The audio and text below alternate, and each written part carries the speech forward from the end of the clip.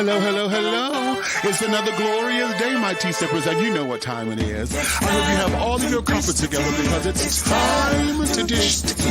And you're dishing tea, darlings, with Big Meat.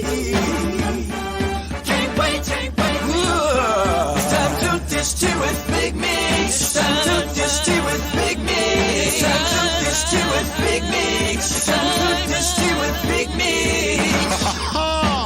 Darling. And hello.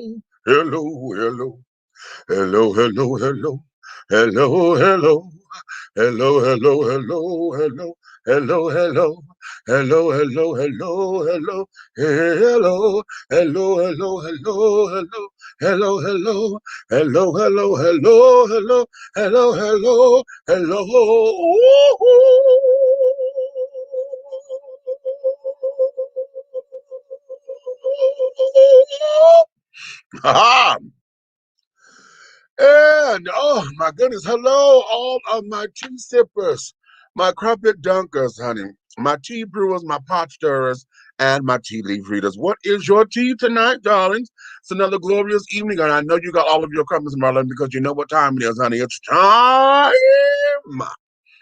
to dish tea, and you are dishing tea, darlings. How? With Big Meats. What's going on, babies? It's been a very fulfilling day, honey, I'm sure, and I'm hoping that all of you have had a wonderful day and carry on. What's going on? Oh, I see we got folks that came in on the comments already. I haven't watched Black Messiah, but can I speak on Coming to America? You may. Yes, you may. Okay. Hey there, handsome. What's going on, babies? Let me put the wait a minute, I'm gonna make a banner. So I can put the link right here. I'm gonna scroll the link so that you guys will know how to come on up in here. Okay. Add the banner.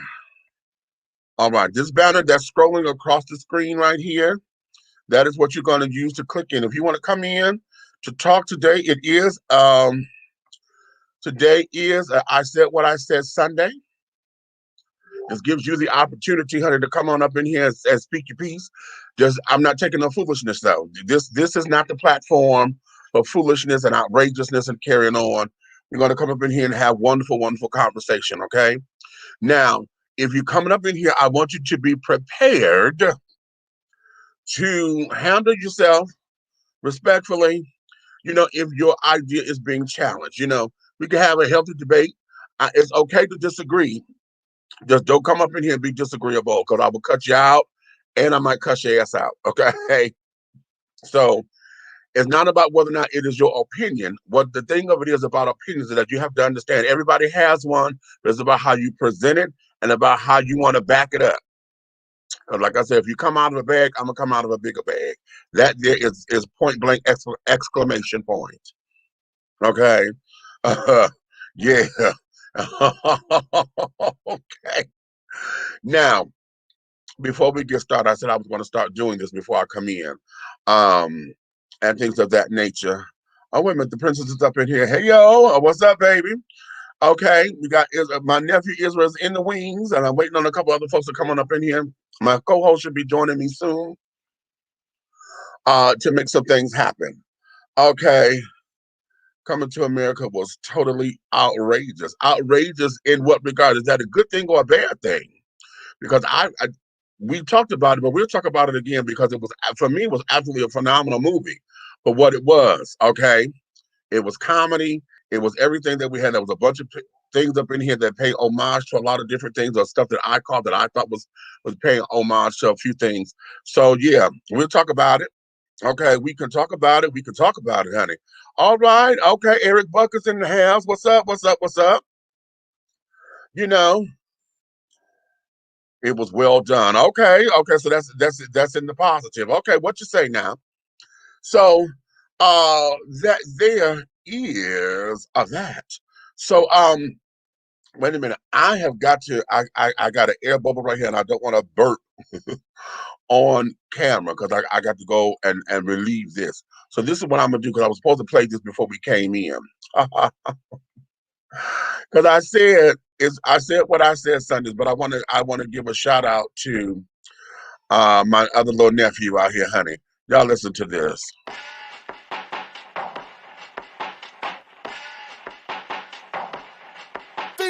Look, I got a bone in my back.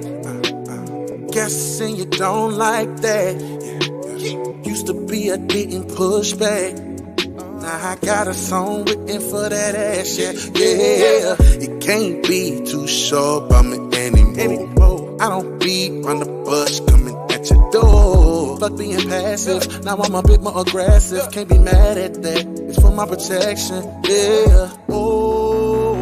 I ain't fucking round. If I said it, then I mean it. I won't fucking back down. I'm a man, I got principles about your fucking head. You ain't walking over me, pay me my fucking respect. Yeah, I said what I said. Said what I said. Said what I said. Said what I said. Said what I said. Said what I said.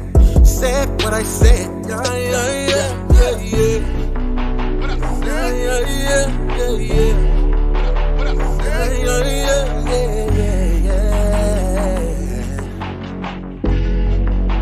Come on, talk to him.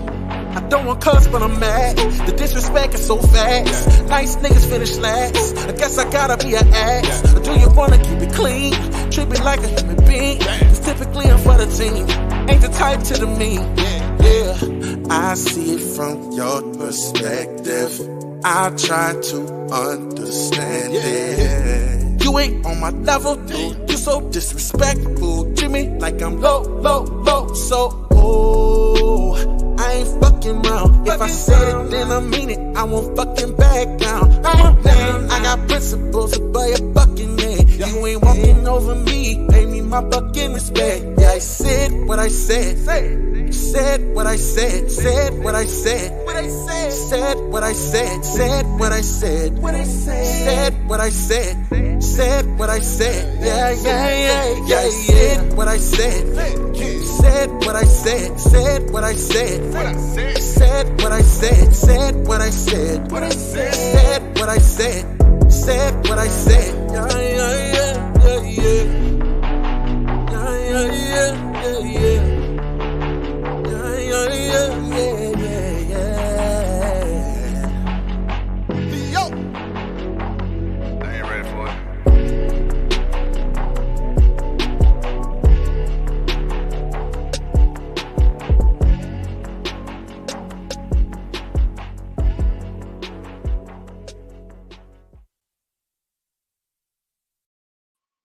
Okay.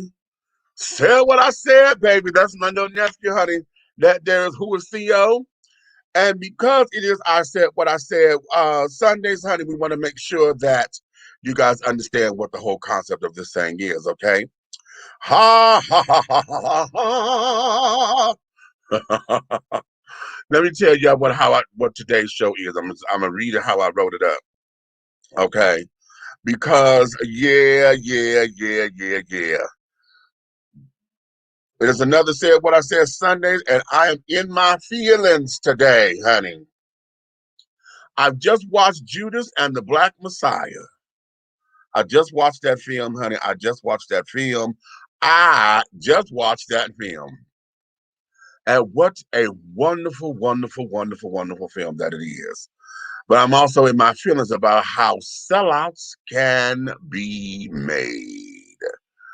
So, we've talked about sellouts before.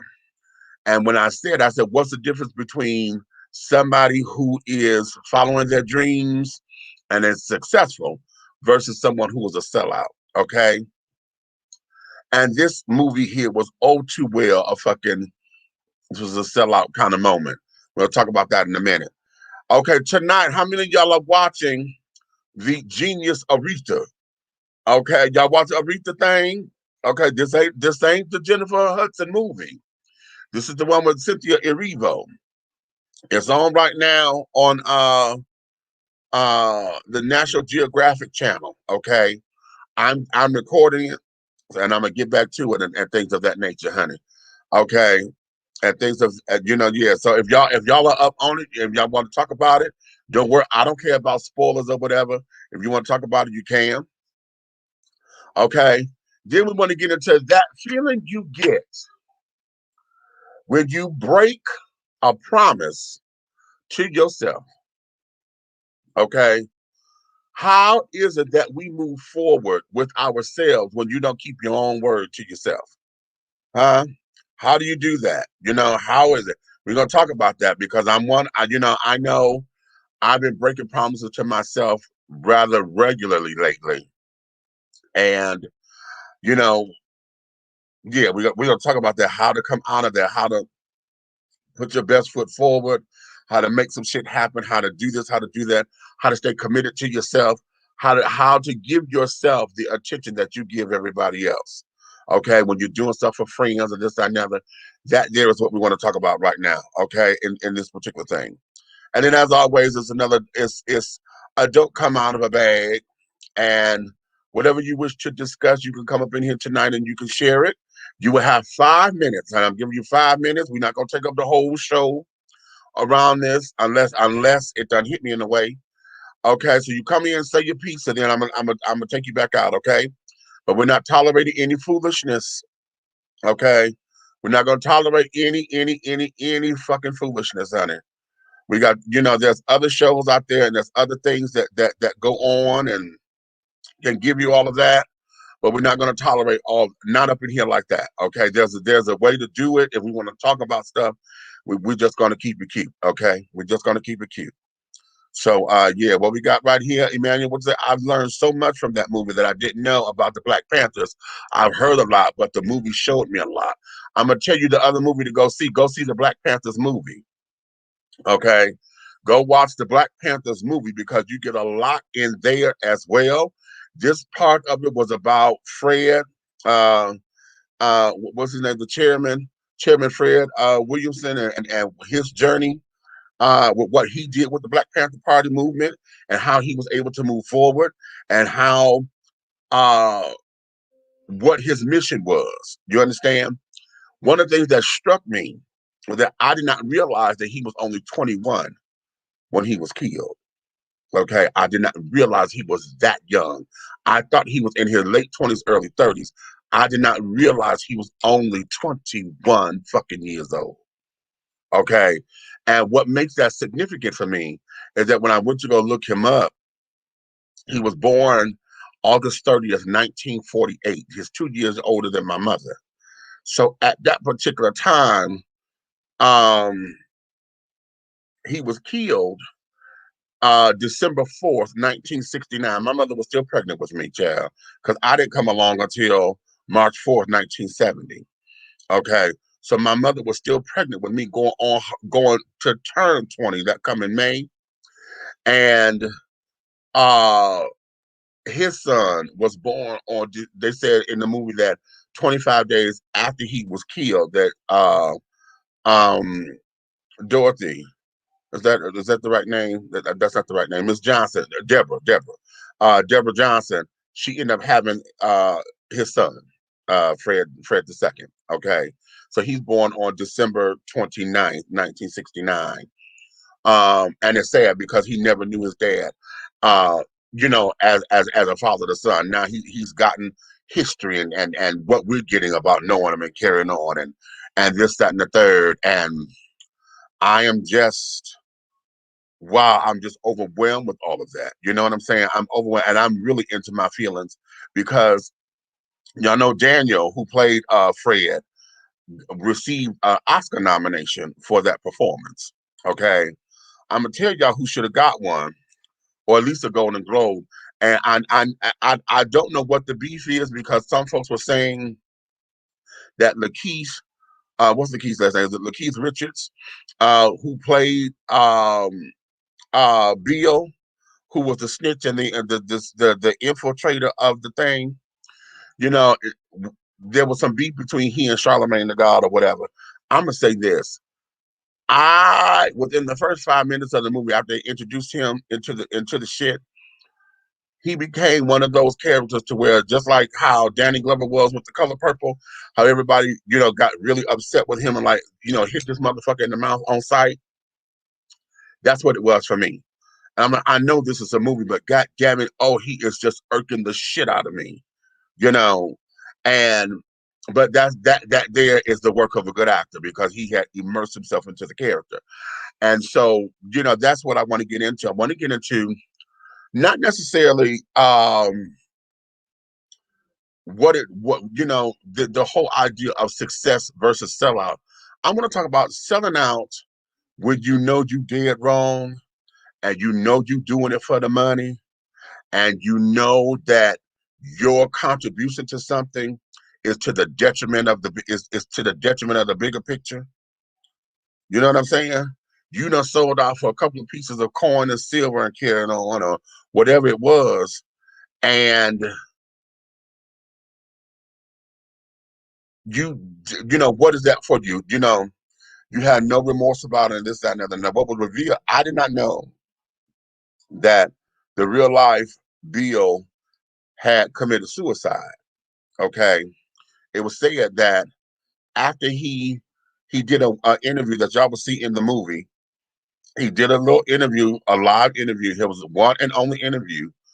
And after that had aired, he committed suicide that night. They said that after that had aired, he committed suicide.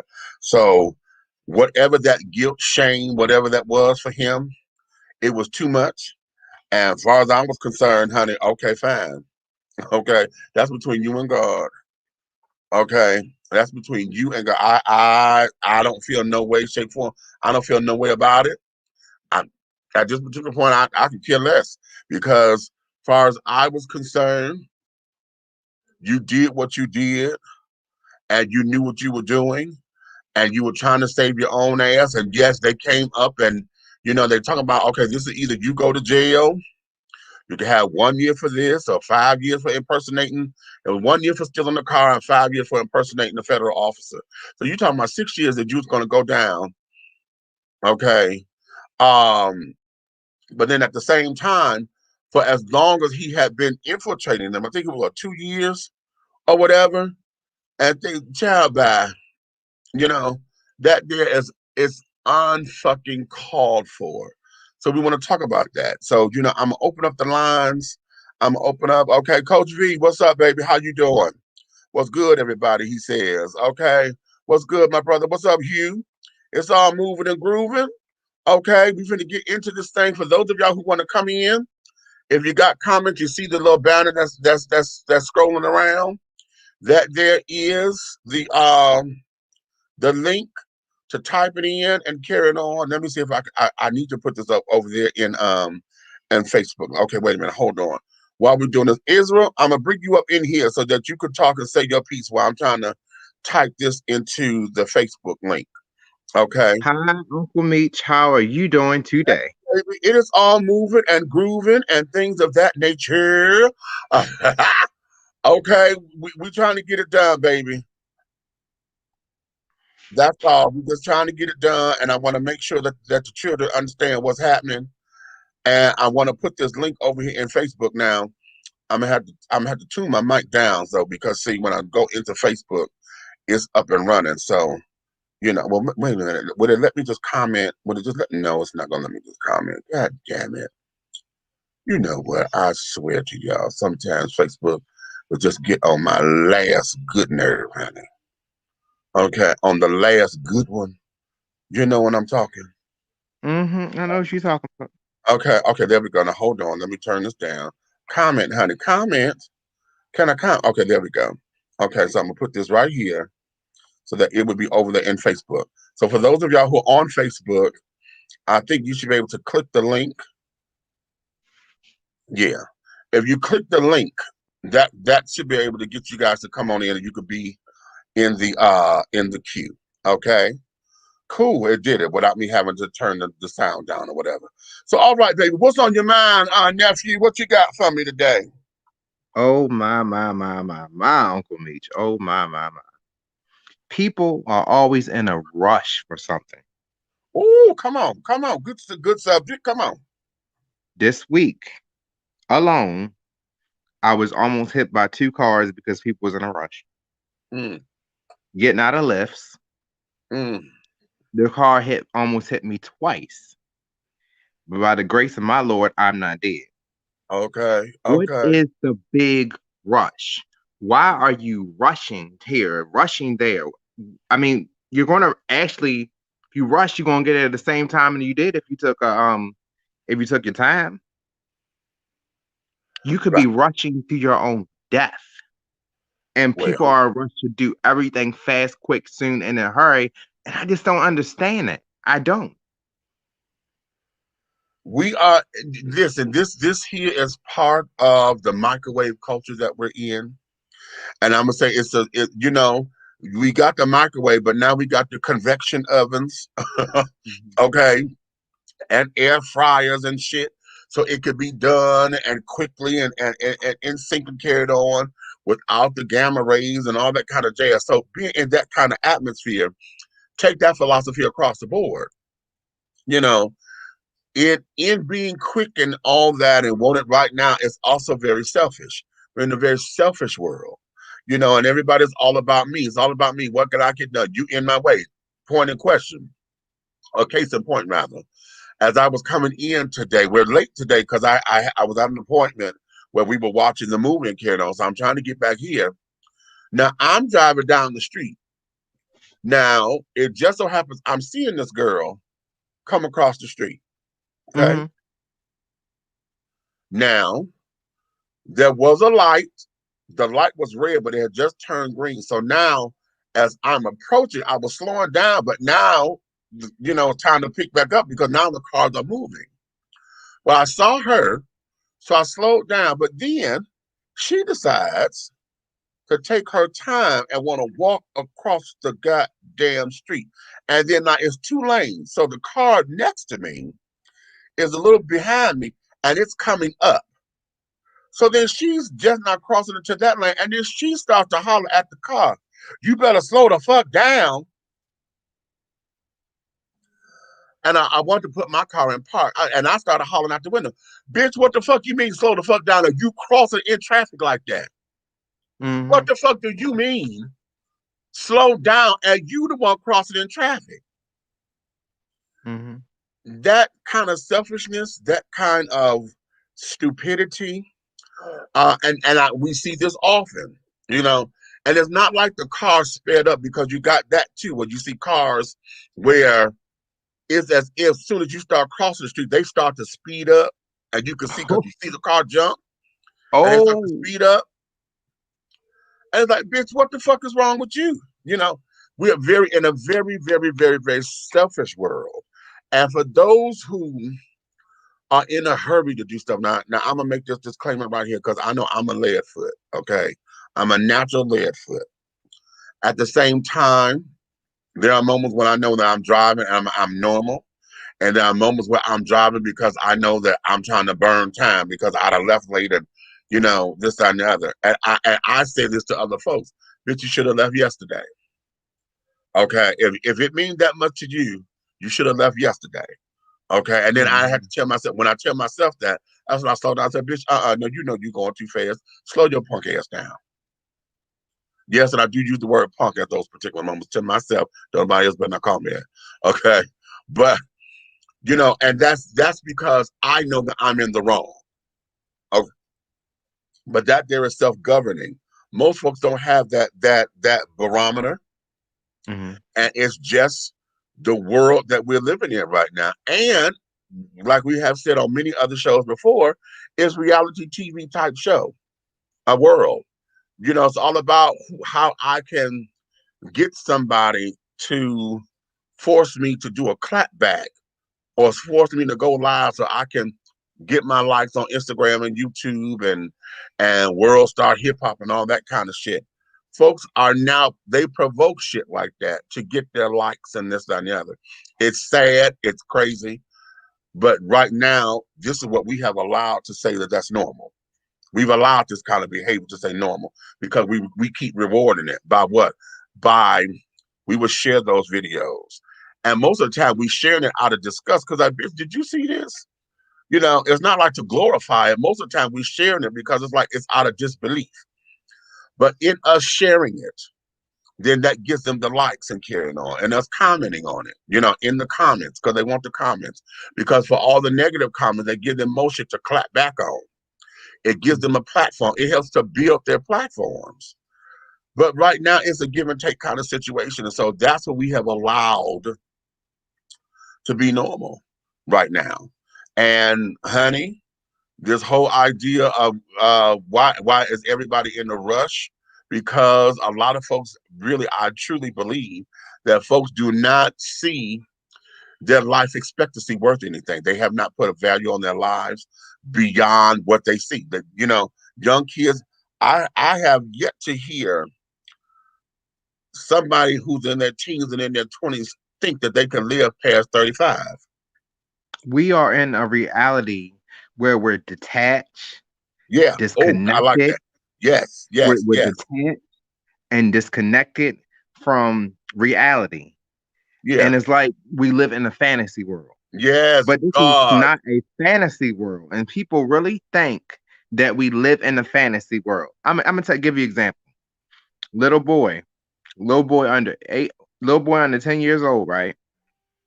Was on the news a while ago. I mean, this was like, wow, when I was like a teenager. That was sometime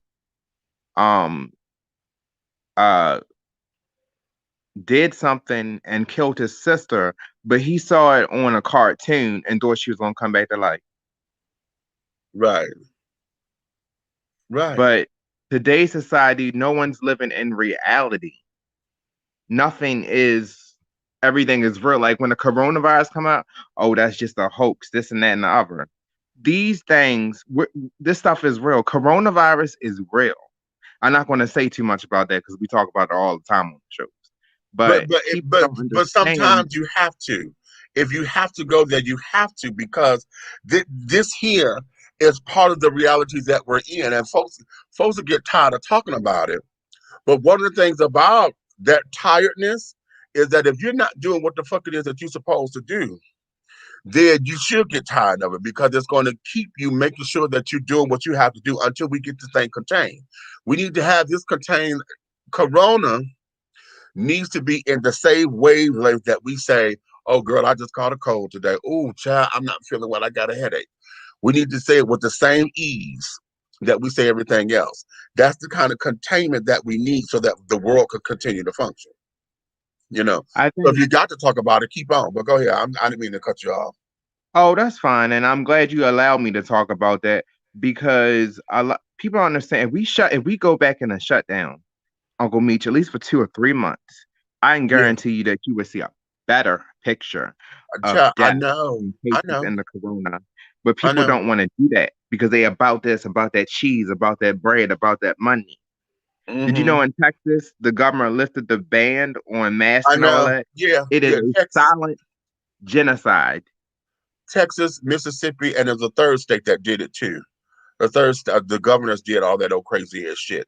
And now, because the vaccine is here, and they're telling folks, okay, well, if you done got both the shots, if you're taking the 2-shot vaccine, now if you got both of the shots, then you wait a little week or whatever to make sure that you're all right. After you do that, then okay, you could be around your grandkid. I mean, hell, President Biden said that. I done took my vaccine, and I'm able to hug my grandkids now. And this, that, and the other. Now, let me not slam him completely, because he did say that I still wear my masks and this, that, and the other. Okay, he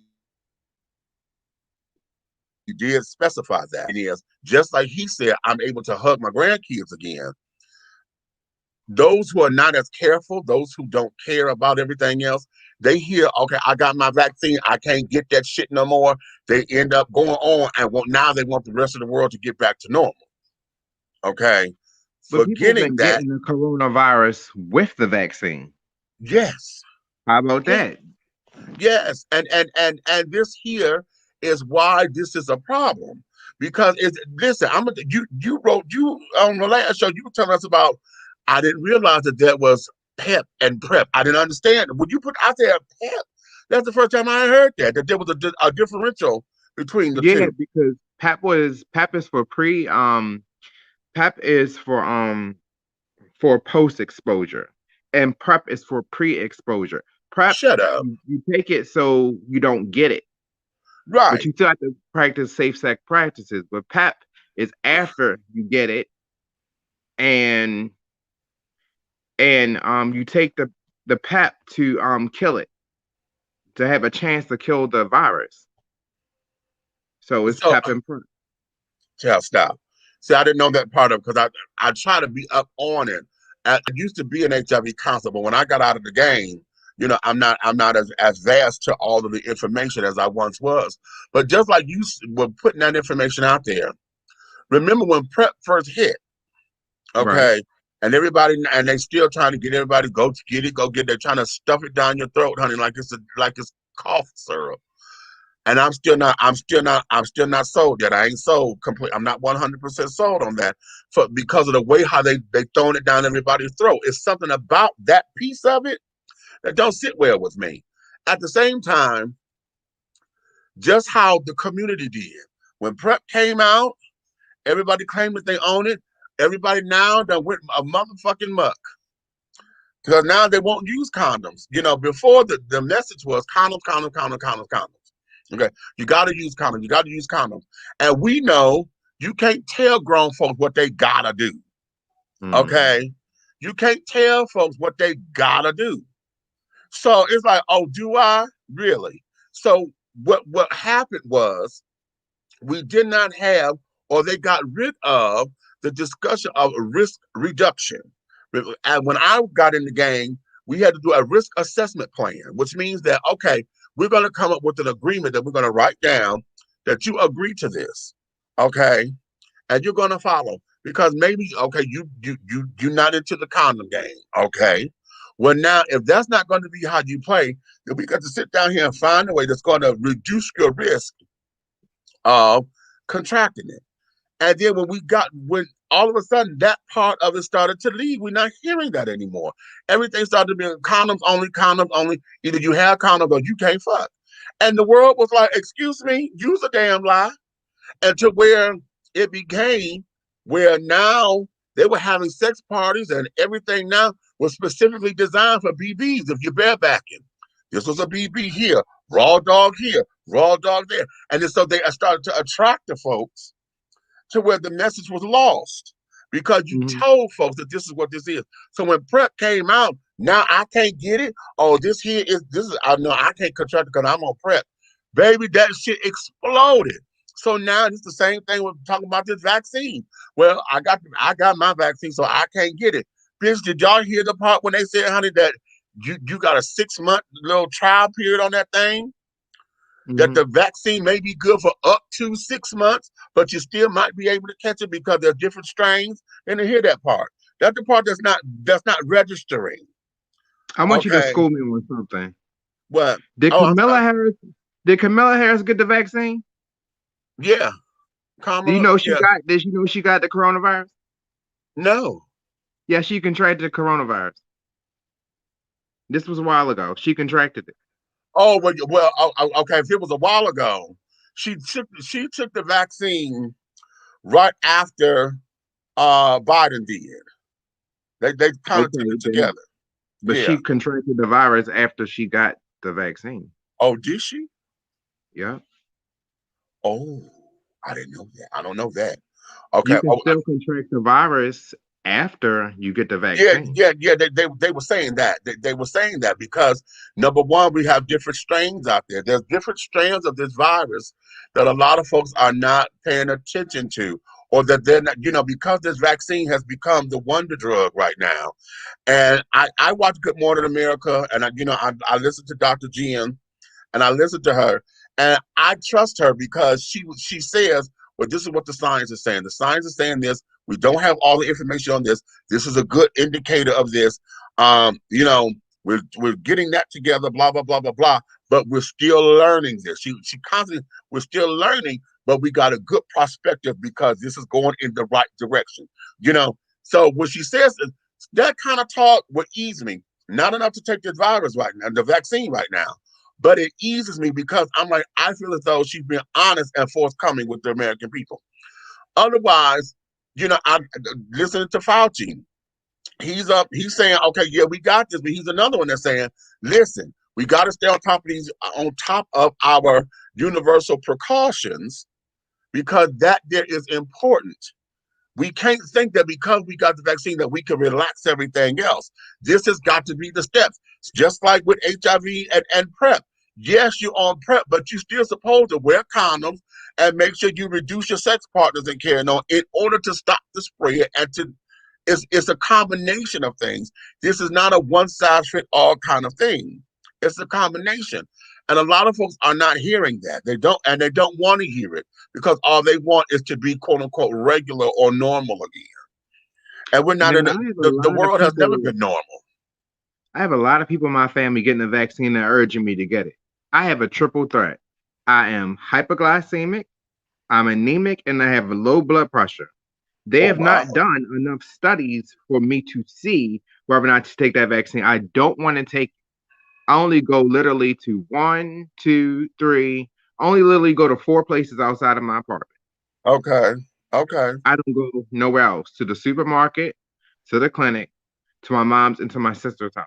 That's only 4 places I go. I don't go nowhere else. Okay. Period.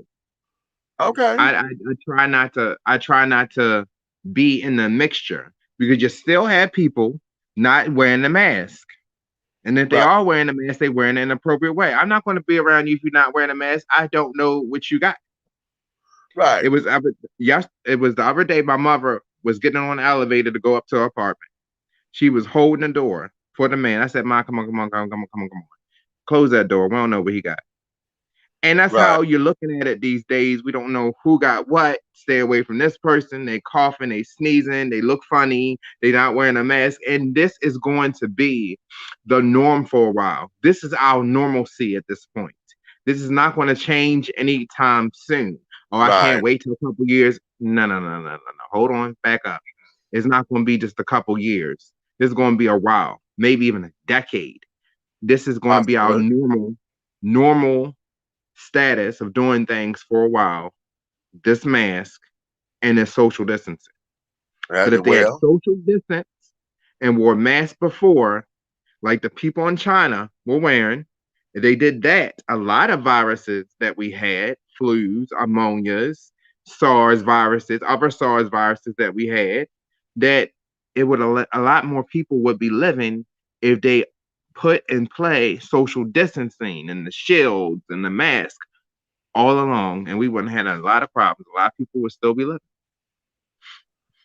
I do understand. I understand. Okay, now listen. Let me let the guys up in here because Big Red and Buckton came in the waiting room right now. I'm gonna let them in. Y'all talk amongst yourselves. I'm gonna come to the comments because the comments are blazing. Okay, I'm gonna come to them in just a few moments. But I got to turn my air on. So y'all come on up in here and then let me come off the screen so I can turn this air on because I'm about to these lights are got hot. What up, brother? Hey, what's up, y'all? Everybody, hold on, everybody. Hold on, y'all. Before we continue, this is a teachable moment here, people. Good morning, good evening, wherever you may be. Big Red, hold on a second. Young Israel. Yes. Okay, good evening. I need to take issue with something you have just said.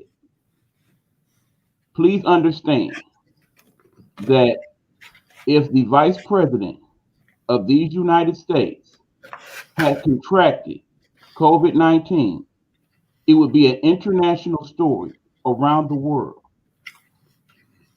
And that in order to cover that up to that degree, it would take a monument. It was on the internet. Ever seen. That it was on the internet. No. Allow me to correct you, sir. According to both the New York Post, the Wall Street Journal, and Washington Post, all of which I've just looked up in the last 3 minutes. I will give you the story as the New York Post has posted it. This story is dated February 24th of 2021. A reporter, quote unquote, a reporter covering Vice President Kamala Harris, not Kamala Harris, a reporter covering Vice President Kamala Harris tested positive for the coronavirus on Wednesday of that week. forcing a thorough cleaning of the White House briefing room for the afternoon's press conference. The White House pool released a statement, quote unquote, "As soon as we were notified, we disbanded the vice president's pool and sent them home. They will be tested again tomorrow. Out of an abundance of caution, we made arrangements for the briefing room to be cleaned. We have also begun the process of contract tracing." Now, because of contract tracing and how that works, the vice president was then isolated for a number of days because due to the contract tracing and what the CDC has set aside in terms of contract tracing, that is why she was isolated. Not because she actually retracted the virus, but because she was around someone in close proximity that had the virus. So no, she did not. Kamala Harris, I repeat, Kamala Harris did not contract the coronavirus. Okay, I'm just reading what I saw on Because the we internet. have these platforms that people abide by and listen to in regards to information, maybe even more so than mainstream media at times, it is important that we are able to give them information that we can verify by several sources. I am a stern believer of that. That's why I often tell people, as you know, to do your research and understand things in that regard. So I must repeat one more I'm time. just going by Was not what I read on the internet. Again, sir, multiple sources. Journalistic training comes into play here. We are Okay, now hold up. Wait a minute. Press pause. Yes, sir. Hold on. You call this a teachable moment, so let it be a teachable moment and not a chastisement. No, not at all. No, because it's going to sound a little differently. What we're just saying is, Israel's saying, I'm going by what I read.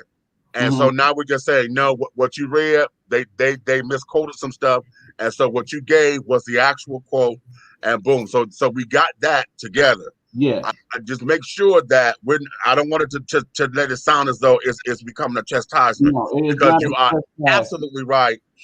You know, this is why I'm trying to get a broadcaster to come on, someone like Nick Smith, who is with Flame Monroe. He's a television news anchor. I got some people here, Fred Blankenship. I'm trying to get him to come on the show. He's here in Atlanta. He told me he would do it, but now we're just trying to get it so that when we ask these people about news, because what is happening, see, Agent Orange coined the term fake news, and I can't fuck with him for coining that. I can only fuck with him with how he used it, because we have a lot of stuff out here that because we have a lot of opinionated shows. We have a lot of platforms out here where everybody would give their opinions. We have a lot of social influencers out there to where folks are living on their every word. I mean, here, all of our platforms, folks, we have the ear of the people, and they come to us for knowledge and information. And so those of us who are integral, we want to make sure that we give you the knowledge, and we also tell you to check us.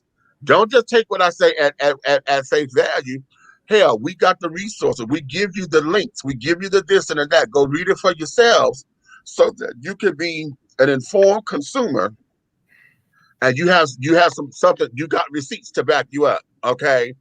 And so that there is where this is, because we got all that satire stuff like The Onion and there's a lot of satire news things that come up. And it's like, and it's kind of like how the National Enquirer is. We had the Enquirer, the Sun, the Star, all those kind of newspapers.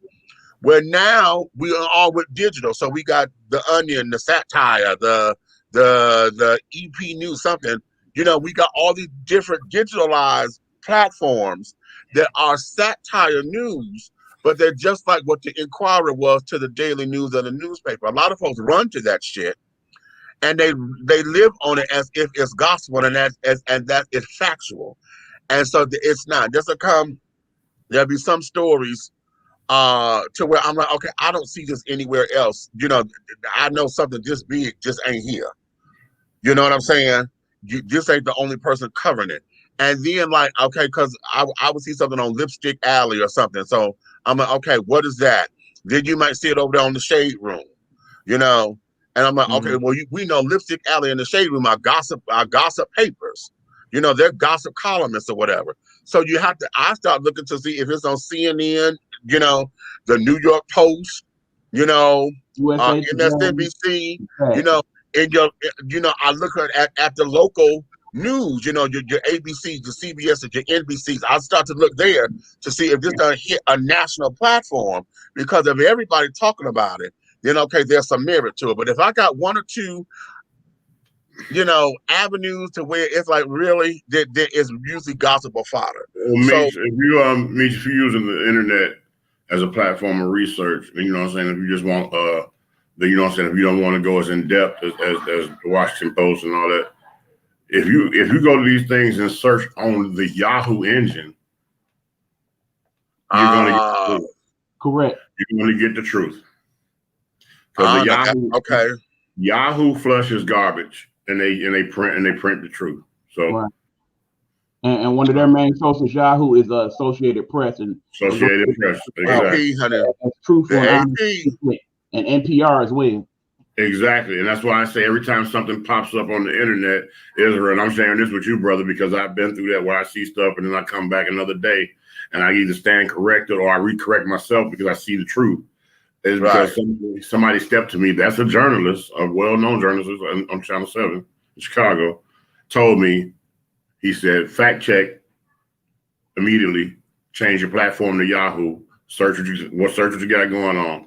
He said, and you're going to come up with the right answer or the right avenue to the answer. How about it? Okay. Agree. So I definitely stand corrected. Yeah, I'm not getting on you, sir, as if to say, you stupid boy, don't. No, that's not what we're doing here. No, we're not doing that here. No, we're just trying to gain your understanding of how we go about, how we do some of our research in regards to some of these things. So if you're not sure of a source, that is why they encourage you strongly to get multiple sources checked before you come out with said information. Okay. Okay. That being said, I would like to briefly discuss my topic this evening, if you would have me, sir. Okay, well, go ahead. Yeah, go ahead, because the comments are still coming in, and I'm gonna take the comments as they go. But I got you live, so go ahead. All right. Okay, people. I know we are still in the midst of the pandemic, but closer to the edge of it than the middle. And because of that, we are starting to have a lot of things resurface in regards to some of the problems we had pre-pandemic. And one of those problems is that now that we're back to quote unquote a path of normalcy, we are starting to deal with things as we did back then. And one of the things that we are dealing with, and I feel like we need to understand that part of why the pandemic hit the way it did is because of this, is the fact that we are not allowing ourselves the opportunities to celebrate what we have. And one of the things that many of us have that we don't often deal with or we take for granted is our friends. One of my friends that I would like to celebrate at this moment is that guy in the box up top of me. Yes, you, sir. Understand that for those of you that don't know this man, and keep in mind, I can't claim I know him, but I know him the most. I understand that he and I think a lot alike in regards to how we deal with people. And oftentimes that thought process is, damn me, let me see about this. Because he has that understanding as I do. We have formed a bond, a kindred spirit, as you would, in regards to how we deal with certain things. But you, sir, please understand, you are the definition of what a good friend is. Keep in mind, when I first started my podcast journey and I basically was dealing with bits and pieces, this man made it his business to not only encourage me in my podcast journey, but basically set me up to the platform of where I am today in terms of my Nighthawk network, between him and this man right here to my right. And that was something they did not have to do. Simply, I could have been a person in the comments and, okay, that's nice, that's cute, let's move on, move forward. But not only did they encourage me and give me the avenues to which I am here now, but also they gave me information. They allowed me to be on the show. They helped me set up the StreamYard that we're on right now, all these types of things. And that's something they did not have to take the time out of their day to do. Keep in mind, these two people in particular are very busy individuals, much like myself now. They have more things to do than they have time to do it. But yet they step aside from that oftentimes to make sure their friends is good, to make sure that the people in their life is cared about and appreciated. Please know in some of these stories that we share in regards to the people in our lives, see what it is and what it's there for. The fact that these people are showing you, I care about what people are doing and thinking. That is why these platforms have been created, so that not only we are getting this information, but we are sharing it with you. And this man right here is one person that does that. But also outside of these airways, this man right here is a good person, okay? He takes care of those when they are sick. He takes care of those when they are not mentally well. Right.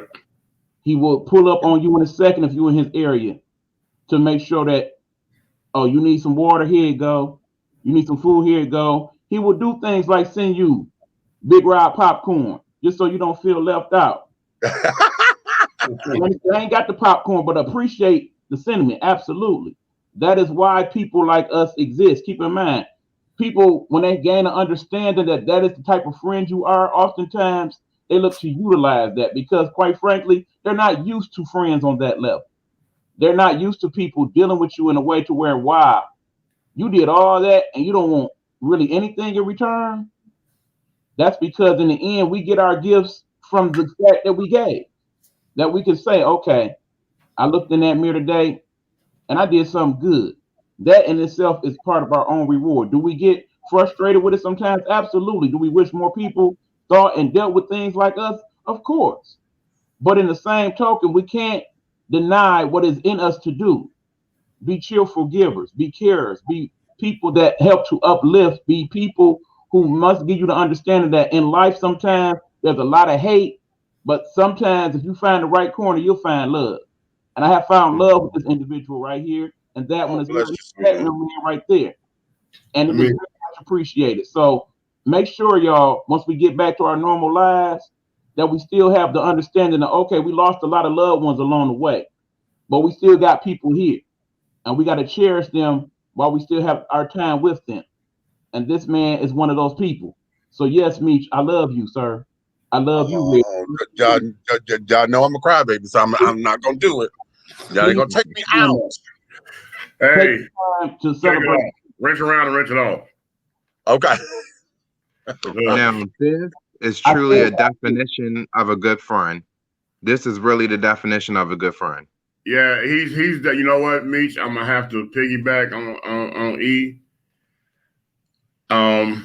For a lot of years, I've allowed people close to me and that I see needed some knowledge or the nourishment of my journey, you know what I'm saying, in my life that I knew I could help them.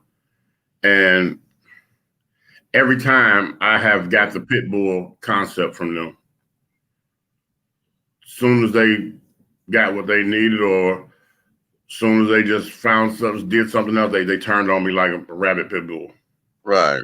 And me personally, I'm not the arrogant dude. I'm not the guy who even speak up on what I do for you. I don't care to speak about it. I just care to be about it because it's one less thing that you or I have to deal with, or one problem that's eliminated. Right. And when I saw you when we were in college, right? Yeah. Saw you. And nobody was halfway fucking with you, and motherfuckers was kind of like acting funny. And you looked crazy as hell when I motherfucker was talking to you, like you was looking like, okay, is like you know what I'm saying? Like you was kind of like is he like having a chop, or is he having a genuine conversation? And you see that I was genuinely interested in what you were doing. Right. You know what I'm saying? And because it was kind of unfamiliar to what I had going on. Right. And I'm like, okay, I like your platform, remember? And I started, you know what I'm saying? It was times when we first met, I pull over in traffic, remember? And I'd Right. Called the show, yeah. You know what I'm saying? And what I saw was you made me know that it was okay to be who I am. That's the only way it works. hold on, right, Yeah. y'all. Just found out from our messenger sources that Miss Pat, she was hospitalized in the last couple of days, and that's why we haven't been hearing from her lately. She said Uh-oh. she's at home now, not doing well. So, Miss Pat, please feel better. I'll be checking on you tomorrow. Thank you for letting us know that. You are in our prayers. You know we love you. Oh, Lord. We do Okay. love you. But yeah, she's gonna be all right. I didn't get no bad vibe from that. She's gonna be Me fine. either. No, she's just a little worried that she in herself. She just got to pull it together. That's all. Understood. But to And be Meech, honest I with would you, like to thank you. I would like to thank you for allowing me on your show each time. Each time you have a show, you allow me on your show. No one has to do anything that y'all doing in the right. Nightheart Network. Eric, you don't have to sit there and be on the phone with me hours and hours or take my calls when I need help with technical stuff, but you take the time out of your day to do that. Even in between appointments, or even when it's someone else's appointment, you try to squeeze me in. And I really do appreciate him for you just allowing me to be a part of the Nightheart Network. I like to appreciate all three of you. Yeah. I really appreciate everybody because this has become a part of my life, a part of my lifestyle, the Nightheart Network. And I But really you don't gotta watch. understand, Israel, when I turn on that green room button, I'll be happy to see you. You know what I'm saying? It's like when you go to a family reunion and the cousin, Right. you're in the streets with him as a child, but as adults, life has separated you. So at that family reunion, you're like, I'm happy to see you. So when these doggone platforms come along and I see the people that's doggone making this happen, and the people that have that genuine doggone heart that wants to get the information out, I'm happy to see you. I'm down when I'm down in the corner there. If it's a subject and I'm jumping and I'm snapping like me, Right. then that's different. But sometimes I just sit back and listen and watch because you have helped me a lot with some of the information that you put out. And you know what I'm saying? We gotta understand something. Everybody is a crutch for the next person. You may think you're walking in your own light, but each of us, the four of us right here, are limbs for each other. For each other. It I does appreciate not that. I really do. work. And I do appreciate you also because you This thing responded here, to some this of is my one comments. of I really did like, and you seem like a genuinely good person, and I do appreciate. I can read energy, and all three of you right there are really good, genuine people. You're not phony. You're not fake. You just tell it like it is, and you also I've say been what messed you over. said. Bro, I've been messed over so much, and Meech knows a few stories in my life. I've been messed over so much by people. Like I've literally had somebody I thought was such a good friend that they was in my house. Like if a 30-day period went by, at least 25 of them, even though they had their own place, these 25 of them, they stayed because it was convenient for us to do what we were doing, move around. They stayed at my home. They cooking and they in our refrigerator. My kids are calling them uncle. And one day, for no particular reason at all, none, I drop them off at the airport. And when they get to their destination, where they at, the people are calling me saying that he was down there, this dog walking me and everything. I got up out my bed at 8 o'clock in the morning, went to breakfast with him. We had a good time at breakfast, flirting with the waitresses, talking crazy. And then I dropped him off at the airport. And then 3 hours later, I get a phone call that he's up there talking about what he gonna do to me when he see me. That was just the weirdest thing in the world to me. That's strange. That was just the weirdest thing in the world to me, bro. That just blew me. But then I had to put it together. The only thing I could come out with, because he was dating somebody that was my ex-sister-in-law, and he was going to visit her for the first time.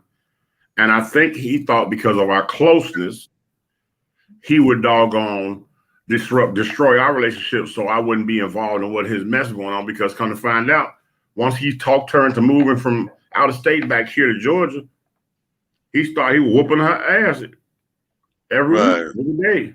And I think that's what it was. He knew I wasn't gonna tolerate that, so he had to put a wedge in between. See, which I never knew that he was that. I never knew he was the guy that beat on the women. I never knew that. He never showed that card around me. This is why one of the lessons that we have to learn about life is every action has an opposite and just as equal reaction, and what you do affects somebody else. You throw your pebble, that ripple is going to go out. You just don't know how far the ripple goes. Right. Okay? You don't know how far the ripple goes. And you think that because you don't see it rippling anymore, that the ripple has stopped. No. How many of y'all know, and if you don't get the visual, y'all play skip rocks on the water before, and you threw a pebble or whatever on the water and saw it ripple. Yeah. But because you don't see the water ripple anymore, you think it stopped, but it hasn't. That ripple still goes. And that there, how life is. Let me give y'all this. How many times have you been in your house and you was about to leave, but then you had to turn around because you left something in the house? Okay, you left the lights on, or you forgot something. You had to get out the car to go back in the house to get something, and then you're mad because you missed it, and now done threw your time off. But then when you get to where you thought you was going, it was an accident. Okay, that if you had left on time, you probably could have been here. You know, Right. everything about that. You know, life does that, and it has a ripple effect. Everything, you don't know who's watching you, you know, which is why your character is everything. Your character, who you are, how you speak to folks, it'll catch up. And this is not to say that you're not going to have bad days, because we're all human. And that's part of what we were talking about earlier, Israel, about people taking too fast and living in a microwave society, because we done got so selfish now to where a lot of shit that goes on, a lot of people are not paying attention, but first impressions become everything. But if your character is what your character is, folks will understand you having a bad day. They would know you by now. Your character will speak for itself, because everybody know I'm a big old teddy bear, but rub me wrong, honey. Rub me wrong. Now, I'm not quick to violence, praise God, but this mouth can get lethal. Okay, and if I have to get violent, then that's a whole nother conversation. Okay, and folks who know that. That's a whole motherfucking conversation. But my character speaks for itself. There's very few times that I've had it come back to me, or anybody. You know, I've had folks who don't even know me can defend me, because my character speaks for itself. Your character speaks for itself. Folks know who to fuck with and who not to. And then when you look at what we always tell you, check your sourcing, honey. The bitch who's saying something negative, check your sourcing. Who is that bitch? Okay, is she the shady, messy bitch of the group? Okay, or whatever. Everything about that is what life is. Your character is going to speak for you. Your character will take you places before you get there. But what we're not going to do is doggone get away from the fact that Eric made it very clear that you set the doggone pace to this entire thing. Oh, wow. No, man, bro. Meech, I love you, bro. You understand? You got to understand something. It took a lot, because when I started doggone getting tight with you, if you hadn't noticed, I wasn't that close with nobody, even the person that was staying in my house. It was just business. Right. But yeah, that's true. That's true. It was just business. It wasn't no personal. I was in, though, if it was personal, then they would be riding with me and going everywhere I go. But I used to be in and going about my business like they wasn't even here. Right. That's what you got to understand. And then when it came down to situations, there's been situations where I have looked out for you, not even 5 or 10 minutes after they asked me could they borrow something. I didn't have it. Right. They was in my house. Right. And when you showed up from College Park to Decatur, when my son passed away. Oh, child, that was a no-brainer for me. And that's what we're talking about. Bruh. Child, that was a no-brainer, honey. Shit, and hell, and child, I'm telling y'all, you came this through is the why door. God didn't give it to us, honey. This is why God didn't give it to us. I can't twitch my nose, because if I had to snap my fingers, bitch, we'd have been right there. But I felt like I did. And I can't speak for people because when you get in those situations, you don't know. I've lost so much in my life, and you always think that loss and those losses that you go through, it strengthens you, but it strengthens you for that loss. Right. Yeah. Yeah. I agree with that. Oh, that's so big right there. You feel me? That's real big. Yeah, that's real big. Because you're looking at a man, and Meech knows this about me. My grandfather that mentored me, my father that was in my entire life from birth. My father didn't leave me out. My mother that was in my life. They all passed away in the same year, 1 and 2 months apart. Everybody from something different. When I walked across that stage in high school, my mother was the last one left. And she hugged me when I came off that stage. And not even a month and a half, 2 months later, she let it go. She was gone. Same year. Okay. You think that was building me to be the strong person that I am? It may have assisted in that, but nothing sets you up for burying your child. No, nothing. Nothing. And because of that, I didn't even have words. I had to let you talk to my mother because y'all have that in common. I let Mama talk to him because I don't know that. I know what I think I know. And you heard what he just said, Israel, you heard what he said? Yeah. I have not met this man's mother, whether it's been verbally or physically or anything, or in person, nothing. But he had his mother minister to me because she understood what I was going through. And because he was a good friend, even though he could not help directly, he still found a way to help even in that. He gave me her number, and he had already spoke with her and asked her to talk to me. And the fact that he knew I had nobody in my life like that because they all left me. Yeah. Ooh. And when I say she doggone maybe take that breath that I need to take, I see where he gets his strength and his wisdom from.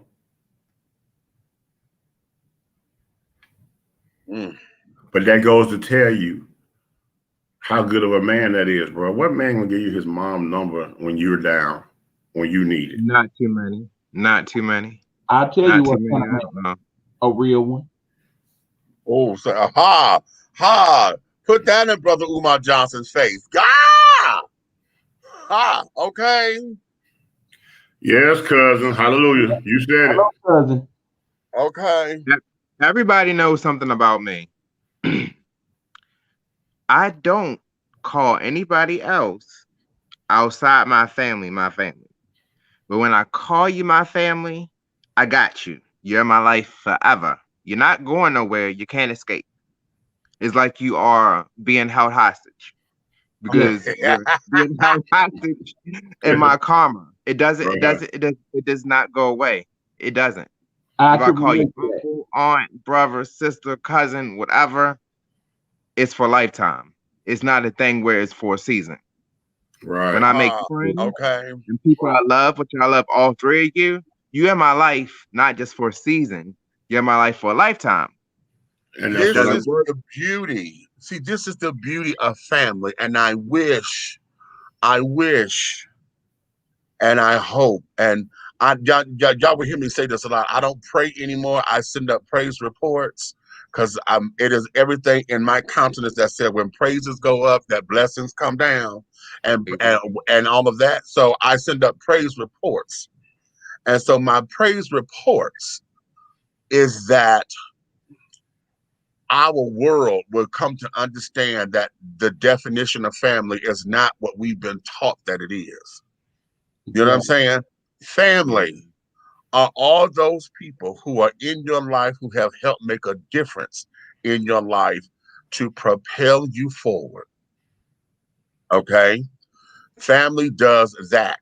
And one of the beautiful things about family is that as we grow And as we become a little bit more wiser, we are able to choose a family. You can't choose who you were born into. No, Okay, you cannot. can't choose your birthright. But what you can do is your journey along this thing we call life. You can choose family. Okay, because real friends are family. Real friends, and not your associates, not your barflies, not your acquaintances, because we use that word very loosely. Oh, my friend, my friend.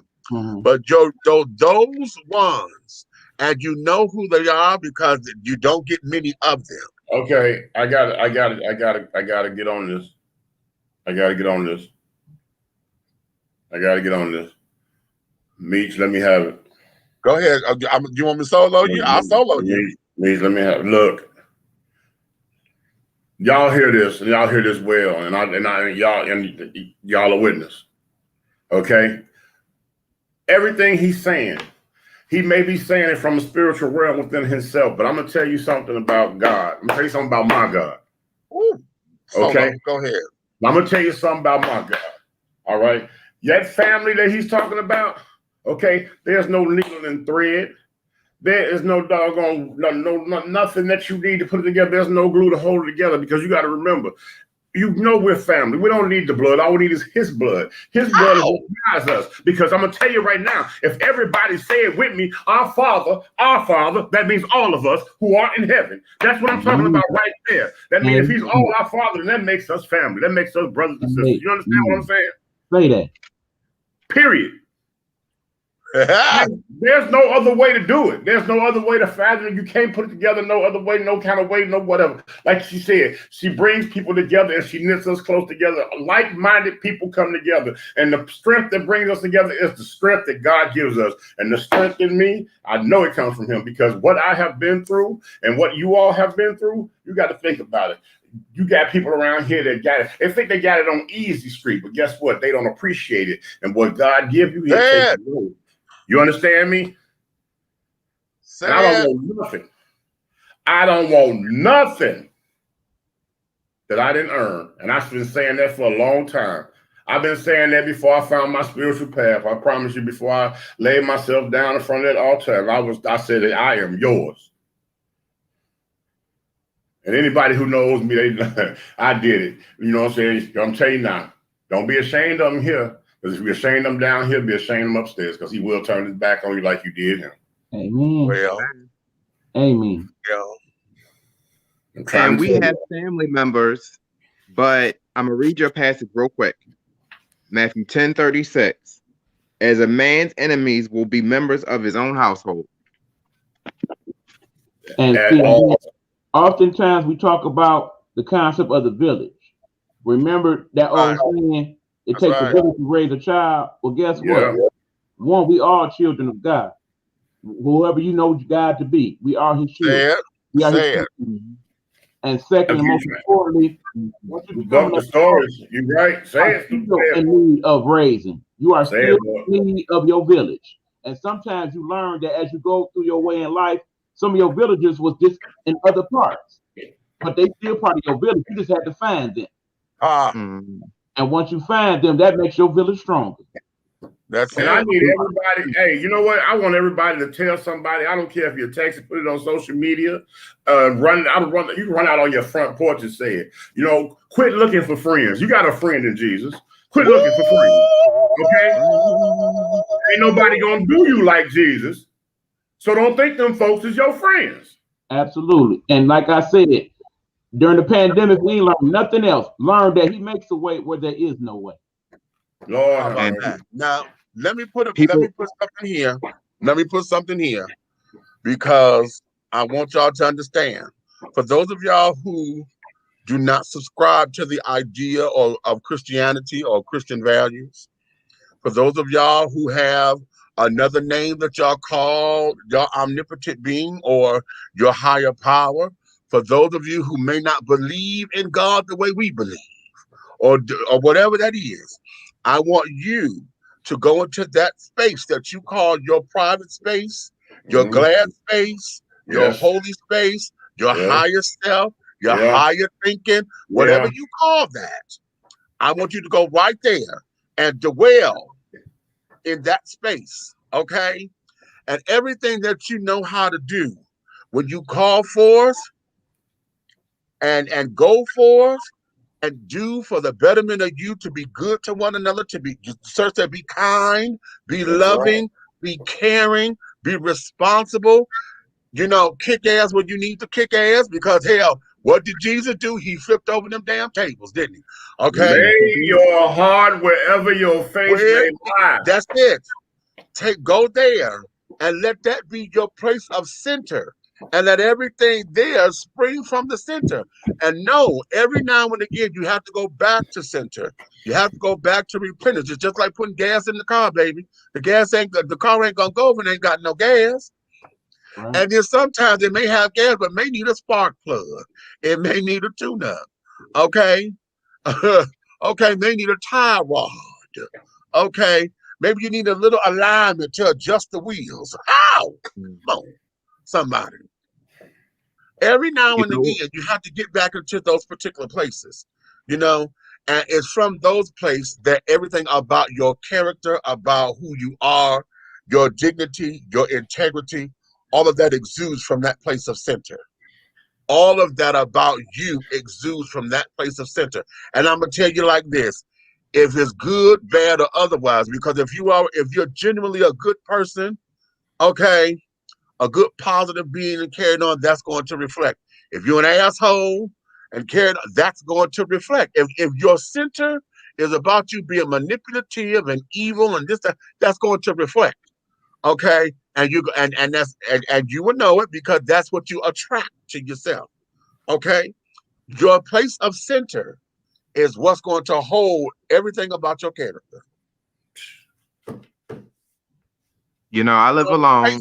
I'm 37. I'll be 38 July 9th of this year. But in my mind, God is always present. I'm always covered by his son's blood, and the Holy Spirit always surrounds me. So I'm truly not alone. Okay.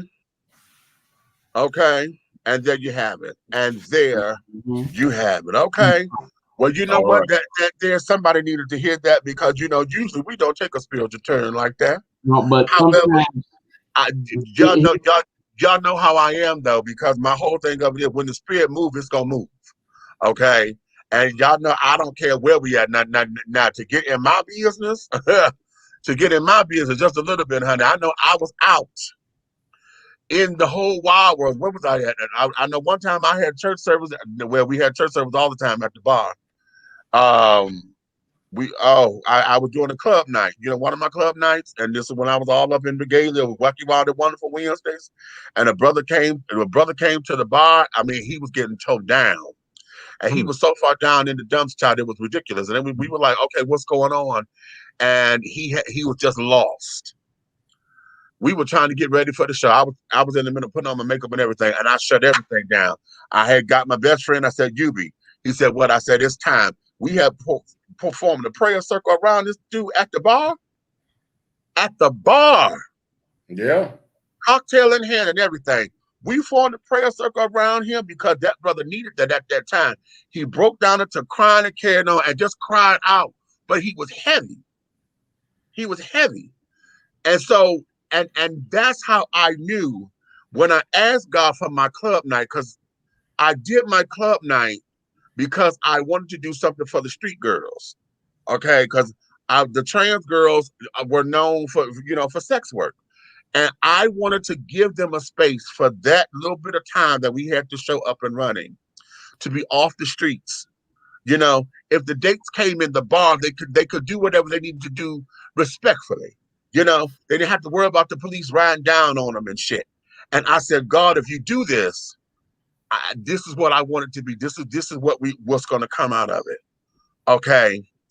And that's what happened. We went to the bar and I talked to Sam, and I was like, Sam, listen, this is what I'm trying to get a club night.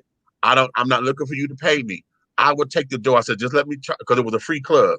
So I said, just let me charge $2 at the door. Let me take the door. You take the bar. Okay. He said, okay, let's do it for 30 days. Because I was doing it once a week. Of course, the first week was hell because folks didn't want to pay the $2. But the nature and the quality of the show that we gave them brought them in. But the purpose for why the show was there is why they stayed, because we end up doing a gospel program there to where all this music was gospel music. The children got to shouting in the bar. Hell, Sam was Chaldean. Sam came from behind the bar to sing in the choir with us. Okay, so that there, I miss those times and I miss those places. And this here when we have these kind of points. And my point was, I don't care where it is. When spirit moves, it's gonna move, and however it moves, it's gonna move. You understand? So be that as it may. So tonight, this probably set the tone for everything else that's coming, because right here is the core. This is gonna be the core that we're gonna take everything else from, because right now, in understanding, overstanding, understanding, outerstanding us as people. I was talking about the movie Judas. How about that, Judas, and the Black Messiah. Okay. What'd you say? Come on, bar ministry. You better understand that, child, because we did that. Oh, yes, we did. I'm telling you what I know. I'm telling you what I know, child. And I wish Helena was here. She'll come in, because see, she does that in Baltimore. Because in fact, she's the Divas Doing Gospel on in Baltimore. Okay. And she came to Detroit. Then I went there, and then I started doing Divas Doing Gospel here, because in Detroit, the girls got shunned on doing gospel music because you in the bar. I'm like, what? That's stupid, because all these queens. You know what? I got a problem with that. Because Right. God is everywhere. But what was pissing me off about it was that I said, these queens, this is a Saturday night, Saturday night, maybe, and one night was a Sunday. I said, these same queens singing in the choir. They know the songs. Okay, but God is everywhere, bro. How many? Okay, you from up there, but you know what I'm talking about. I know you understand what I'm saying.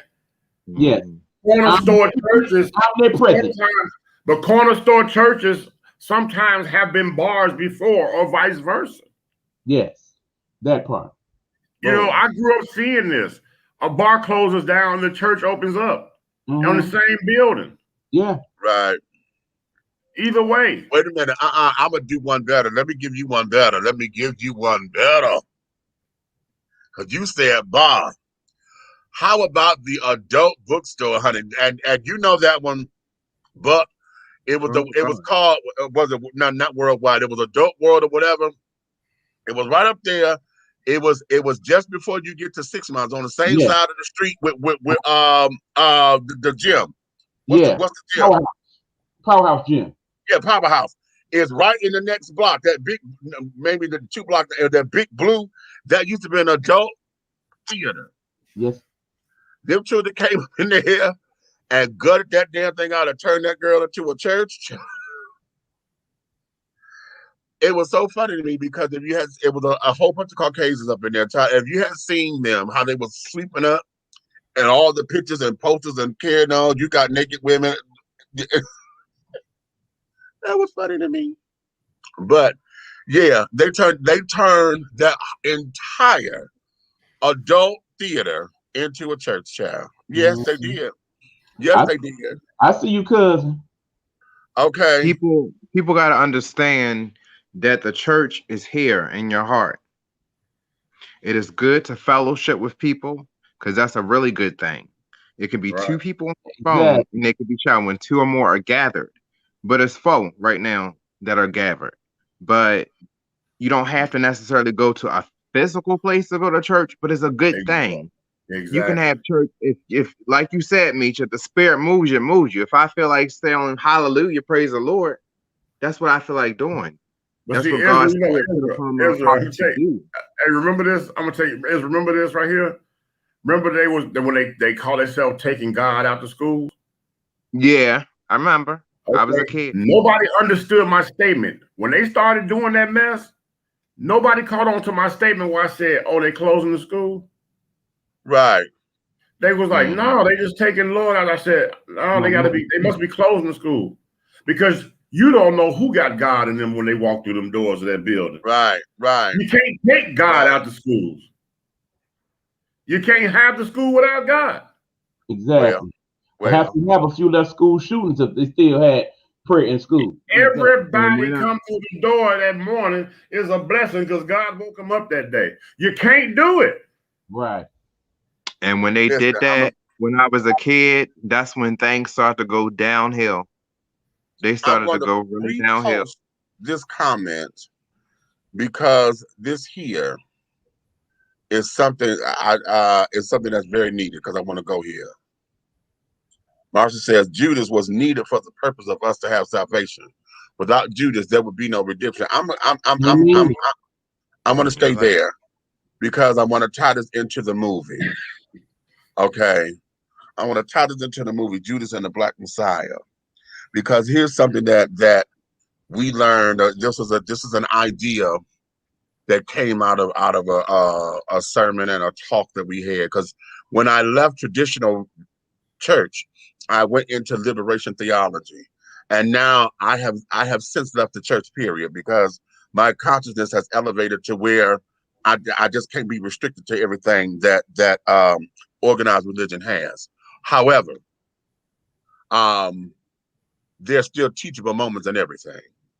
One of the things that that was an idea that was taught was the fact that, you know, Judas gets a bad rap all the time because of the betrayal and this, that, and the third. But somebody said this and it gave me something to think about.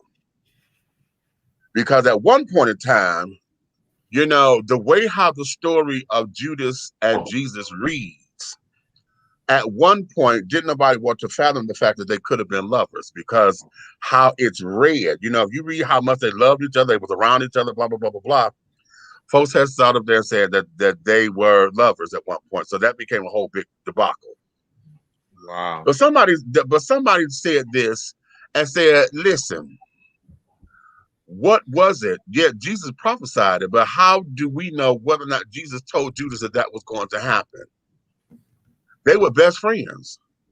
They were road dogs. Okay.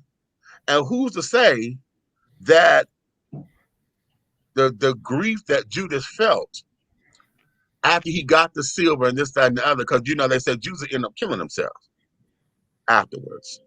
Okay. But who's to say that grief wasn't the grief of him being given that money? It was the grief of not being able to hold the fact that this had to happen, and he grieved himself to death to where he felt that the only way out was to commit suicide to be with Jesus. Okay, and when they said that, I said, "What?"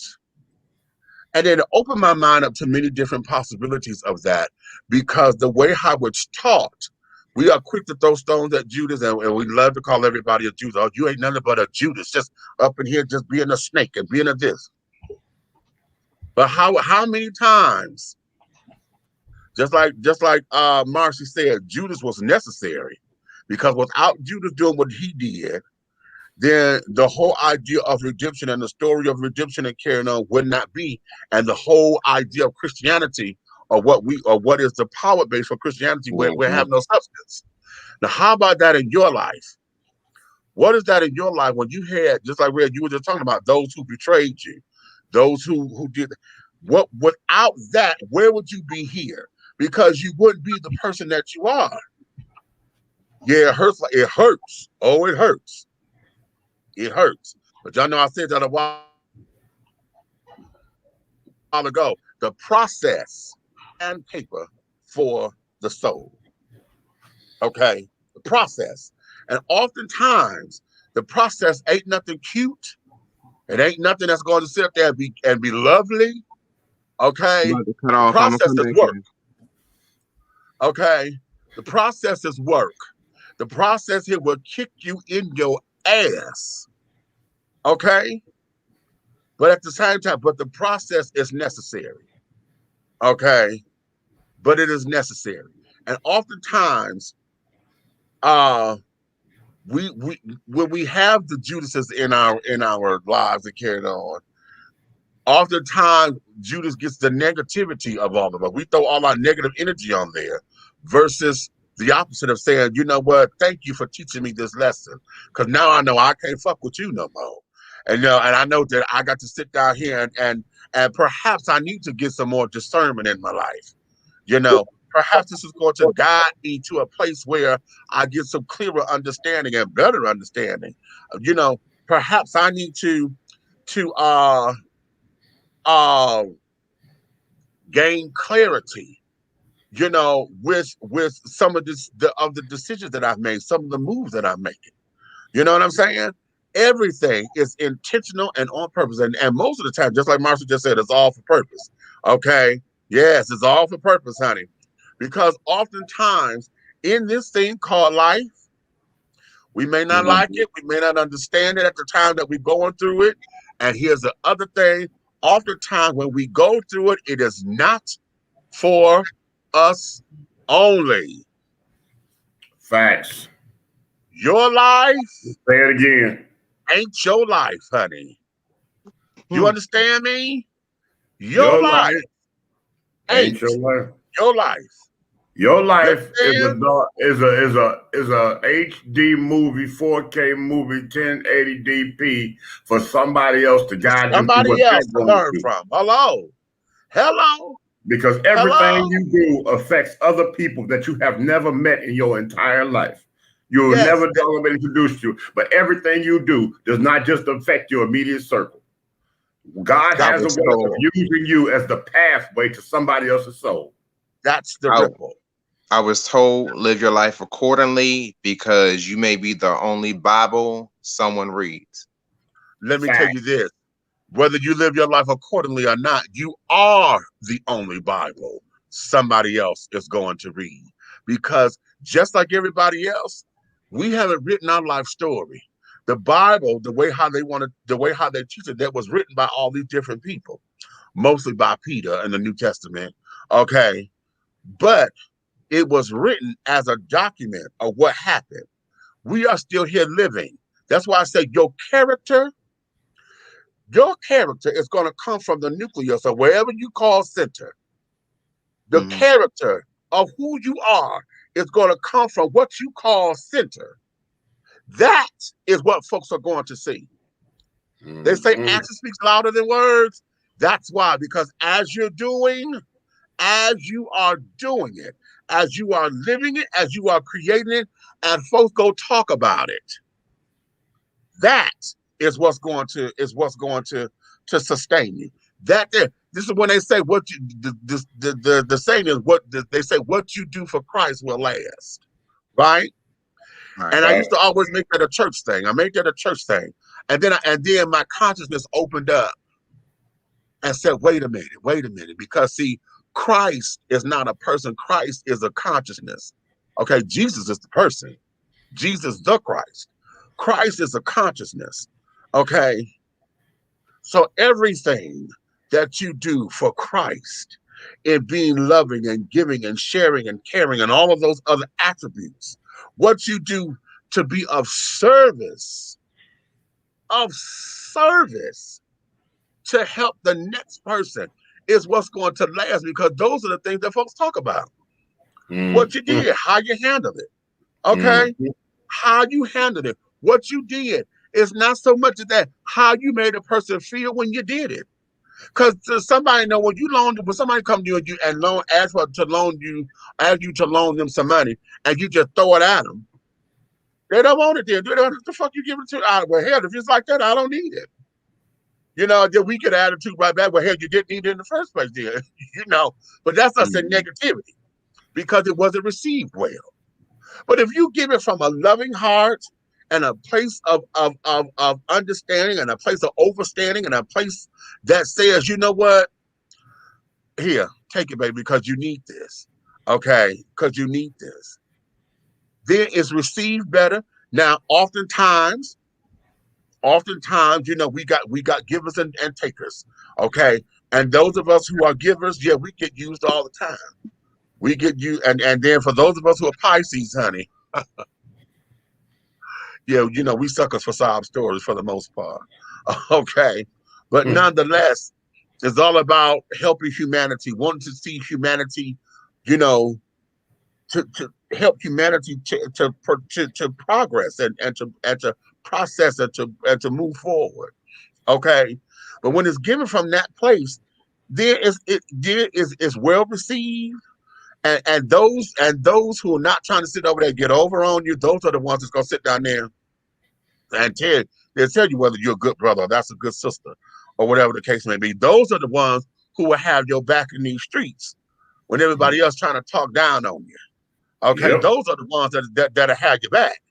Okay, and you don't know it because it's not supposed to be on your desk. Okay, and when you give it without having to boast and brag about it, because there's the other thing. Folks want to do something, and they got to go run and tell what they done did for somebody. And that's not doing it from the heart. No, it's not. What it is doing it for boasting rights, bragging rights, and carrying on. And those kinds of things. And yeah, so that there's not what this is. I've given out care packages and stuff because folks need, number one, listen, I say this because see, this whole shutdown thing has been such a blessing to me. It's ridiculous. The freezer is still full. The refrigerator is full. I got shit in here. I had to give the food away because I'm not cooking it fast enough. And you talking about somebody who know what it is to where we would sit up there begging for folks to find out where the hell the next meal was coming from. And I'm in a place right now to where I got to give it away because I can't cook it. I don't even have the room for it. I'm gonna tell you something. It's funny you said. I used to have this little stuff. I used to have a little station wagon. These are Central station wagon. Right? I wouldn't have a doggone gallon of milk or a box of cereal with a whole doggone baby girl and a doggone 5-year-old boy in the house. Okay. But I would take that doggone little Central. It was a manuals too, a little Central, and I would go drive and I would park by the bushes at the airport, just in Virginia. Okay. And right when the taxis pull off and they picking up people, yeah, I jump over there in front of one of them taxis and I jump out and ask 4 or 5 of them sailors, "Where you going?" And they say, "Where they going?" Because I know the entire base because I was in the military. And they'll tell me, and I'll be like, they're like, "This is," I say, "Okay." So I go 50, 20, 30, 1. Okay, you need to go to the next county, 100. They jump in. Right. Hour less, I'm back at the house. I done made $200-300. Right. Okay. Was Uber before what a Uber was? Before Uber ever was. But here it is, me not being a taxi, I had to sit by the bush and zip over there and jump in front of one of the cabs and jump out and be like, "Bro, right." Right. I started loading it up before somebody starts saying, "Who is that guy? He's a taxi." It's too late. I'm gone. Got me 4 or 5 people. I'm out. Right. See. But that just shows you. But look where I'm at now. Exactly. Think about this. I said Virginia, right? Right. Now you done heard the stories about me in Virginia. That was before, not like months after that. Israel. I ended up being part owner of a limousine company and still full-time military with 7 or 8 doggone stretch Lincolns. Wow. Yeah. Right. You see. So when they say the struggle is real, is real, but the blessings are too. Because, child, when you sit back, it is a miracle. What it is, it is completely a miracle. He gonna do it. And then at the same time, understanding, because now here we go. Now let's get into it. Because understanding what you know about your higher self and carrying on. What did you do and how do you move yourself forward when you break your promise to yourself? See, we talk about how well we do for others. and how we can step up for others and how we want to progress others and make sure others are doing what they need to do and want to see others in their good spot. But when you sit down there, and I'm using myself as an example because hell, I just did it. You know, last couple of weeks, I got to get my vehicle over to my mechanic. Right now, I told him I'm coming, and I got the list of parts that I said, okay, well, listen, and I told him, I said, well, when I come, I'm gonna come and have the parts and stuff ready, you know. And versus him having to get the car that he got to go get the parts and blah blah blah blah blah. Now I'm coming with. Right. Now AutoZone is right down. It's a little ways, about a couple miles down the road or whatever. But I keep telling him, okay, get up, go down here to AutoZone, get the car parts and this, that, and other, blah blah blah. You know, do this. Then make sure you get this done and make sure you get that done. And this is all for myself. Okay. I have yet to do it. Okay. And I talk myself out of it, you know. He said, okay, well, I don't waited too late. You know, I get into these little lazy funks, and I'm gonna try. I don't feel like going nowhere, you know. I don't feel like driving, so never mind. Okay, I'll get up in the morning because I see the vision. Like, okay, I get up in the morning and we can get this done, hit it. And talk myself out that promise. I done promised myself to clean up this damn house. We've been in lockdown for a year. And this house, in fact, it done got worse from before. But that's because I got somebody else up in here with their shit. But nonetheless, I keep promising myself to do X, Y, and Z, and then don't come through for me the same way that I come through for everybody else. And so oftentimes I get on myself. And like right now, y'all heard me say this before, you know, I know this here is about life and, you know, one thing about mortality and carrying on. I done had a number of deaths. So and March ain't even over yet. We still not even 90 days into the year, and I done had a number of deaths and things that done happen. You know, close friends and folks younger than me, to where I'm like, ooh. And then, like, you know, as I'm getting older and looking to do this and looking to do that, I told somebody, you know, when I go to the mirror, I see me, but yet I'm quick to point out all of my flaws. And I didn't do that before, you know, well, when I was a teenager, but then I got out of that. But now I'm in that space to where all I see are my flaws. You know what I'm saying? And now you're trying to promise yourself, I done gained this weight. You know, y'all know I've had one of the gastric surgeries. I had all them other damn surgeries, but I've gained 60 pounds, you know, over what I was supposed to have, you know, over what I was to gain back. So now it's like, okay, bitch, what was all that for? You know, and I get on myself and I get mad at myself and to carrying on. So then, and I know I'm not the only one who does that. You know, it's not necessarily a self-esteem thing. It's more about how is it that you're able to recover when you become so hard on yourself.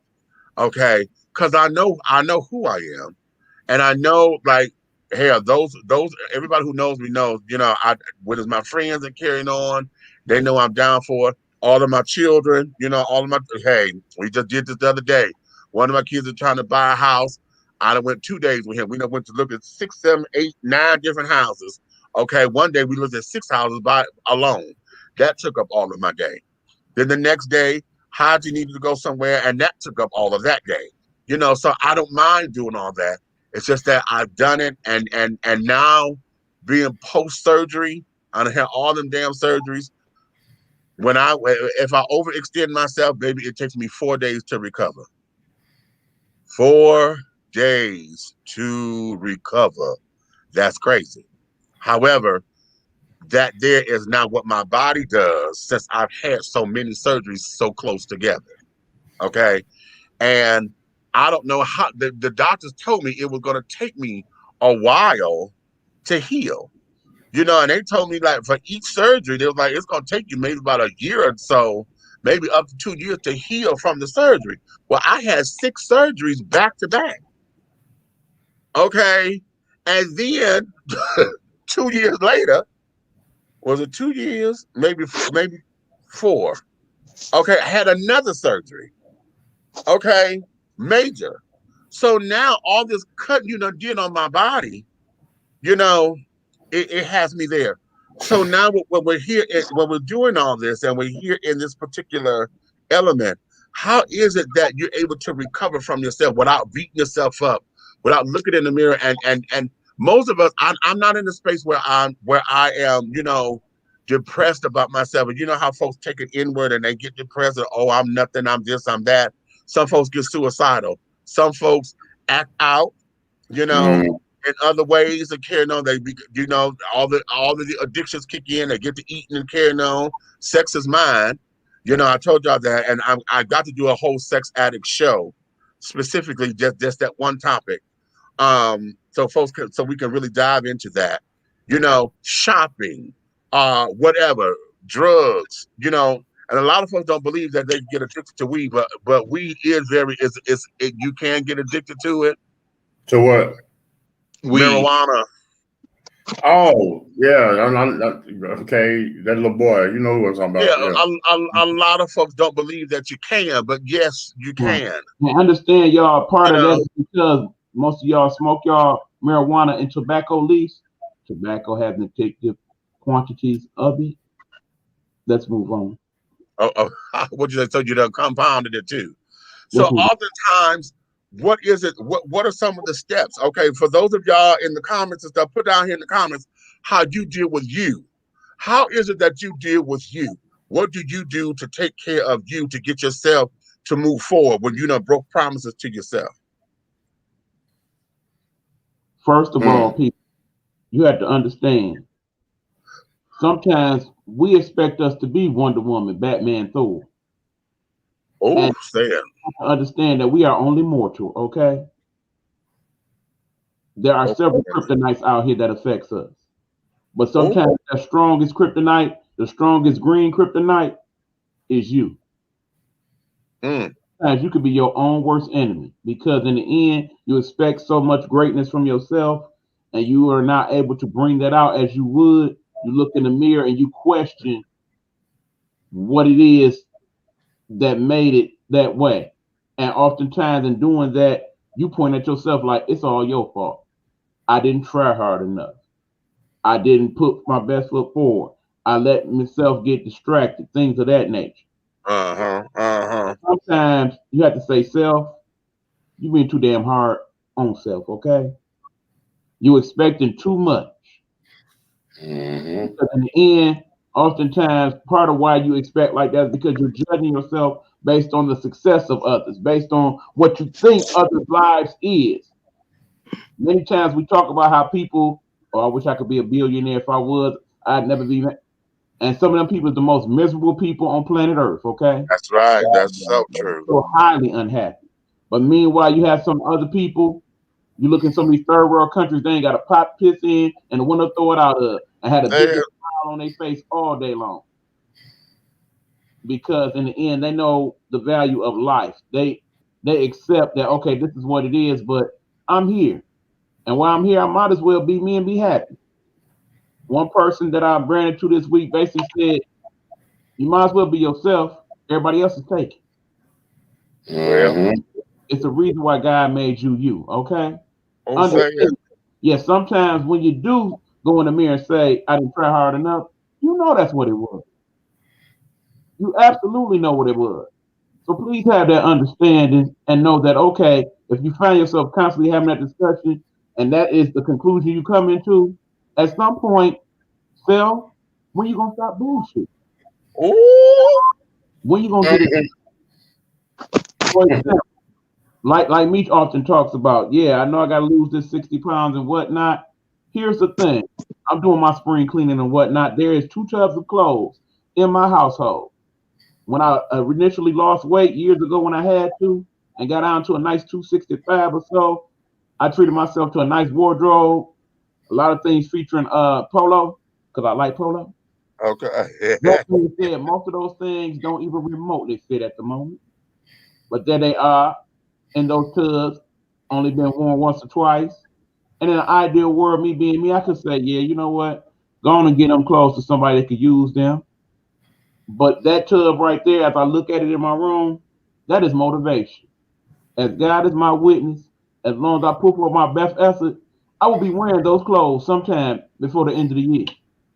I know I could do that. And yeah, y'all look at it and y'all know my personal page. Y'all look like, well, look at some of that stuff you eating. I've lost 7 pounds this month despite that, folks. You know why? Because when all is said and done, I put the plate down and maybe sit down and get the itis, take a nap for a half hour. Guess what? I get back up. I get to walking around. And most days I'm getting my 10,000 steps in. I'm riding my exercise bike. I'm lifting my weights. Because in the end, I owe it to myself to put forth that effort. When you say, okay, what do I need to do to have that understanding? Is to say, okay, sometimes we gonna fuck up, okay? Sometimes we gonna fuck up. But guess what? Tomorrow, if we are fortunate enough to see another day, that is another opportunity to get it right. Say it. By yourself. Because in the end, Well, you are trying to be the best version of yourself, you then put your best foot forward in terms of helping everybody else. That is that. okay. A lot of times we are our own worst critic. We may see ourselves in one light, Right. but one person, two person, three people, several people can see ourselves in a completely different light. But we're our worst critic. We body shame ourselves. We look at, oh, my skin is too light, it's too dark. I have a spot right here, a spot right there, a pimple right here, a pimple right there, and then it goes on from there. And then we just feed upon that one thing, and that one thing can turn into several different things from one particular thing that we find about ourselves that we don't like. Yes, yes, yes. Yeah, in other words, Yes. the negative and not doing enough of uplifting the positive. Yeah. Like, for instance, I'll tell you something about myself. I have craters on my face from smoking and from age. And when I tell people, look at my face, they don't even see the craters. Right. But I'm the one who sees them. Right. But they don't see them. But they're there. They're real. You know, our perception of what's going on is really different from what another person thinks about us. Right. True that. True that. Now, what do we do to move forward? You know, oftentimes, like right now, I could listen. I'm telling y'all, I'm waiting on my tax money to come up in here because I'm gonna pay somebody to come up and organize this house because I'm not doing it. It's just that I won't do it. It's just that every time I start to attempt the process, I end up not doing it. You know, in one section to be fine because it's the object of transferring. You know, then I'm like, okay, I got to build my studio station. You know, I got this over here. Or I got to order this because I need this station from my music and carrying on. Then I'm like, oh, okay, I got all these books that I took off this shelf and put over here, but now I got to get this because now it's in the way. You know, so it becomes one of those back and forth transferences. So now it becomes, what do we do? How did you pick yourself up? How did you move forward across the board? Because I'm moving forward in one aspect of my life. You know what I'm saying? Over here, I'm good over here. You know, I'm like, well, we got this going. But over here, it's like, okay, you know, where's your gusto? Where's the whatever? You know, and things of that nature. So as human beings, I know we all go through it because we all have it. We have those areas where we are dynamite in, we're fabulous in, and things of that nature. And most of the time, those are the areas that a lot of folks comment on because they see you active, moving. They don't see the other areas that may not be in sight because it's personal, it's at home. You know, I know when I walk out of my house to go somewhere, they know how I'm dressed. Okay. They don't know what this room look like, what the clothes are. Okay. They know I put that shit together beautifully out there. Okay. But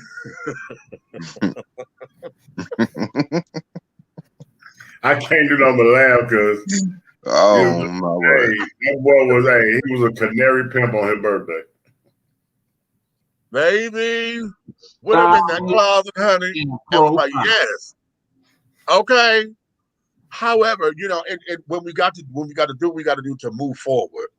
and to pick ourselves up and to keep our own promises, because see, we will promise ourselves, and I always try to be a man of my word. I know that because that's one of my reasons for being a good friend. If I say I'm gonna do it, then I make it my goal to make sure that I do it.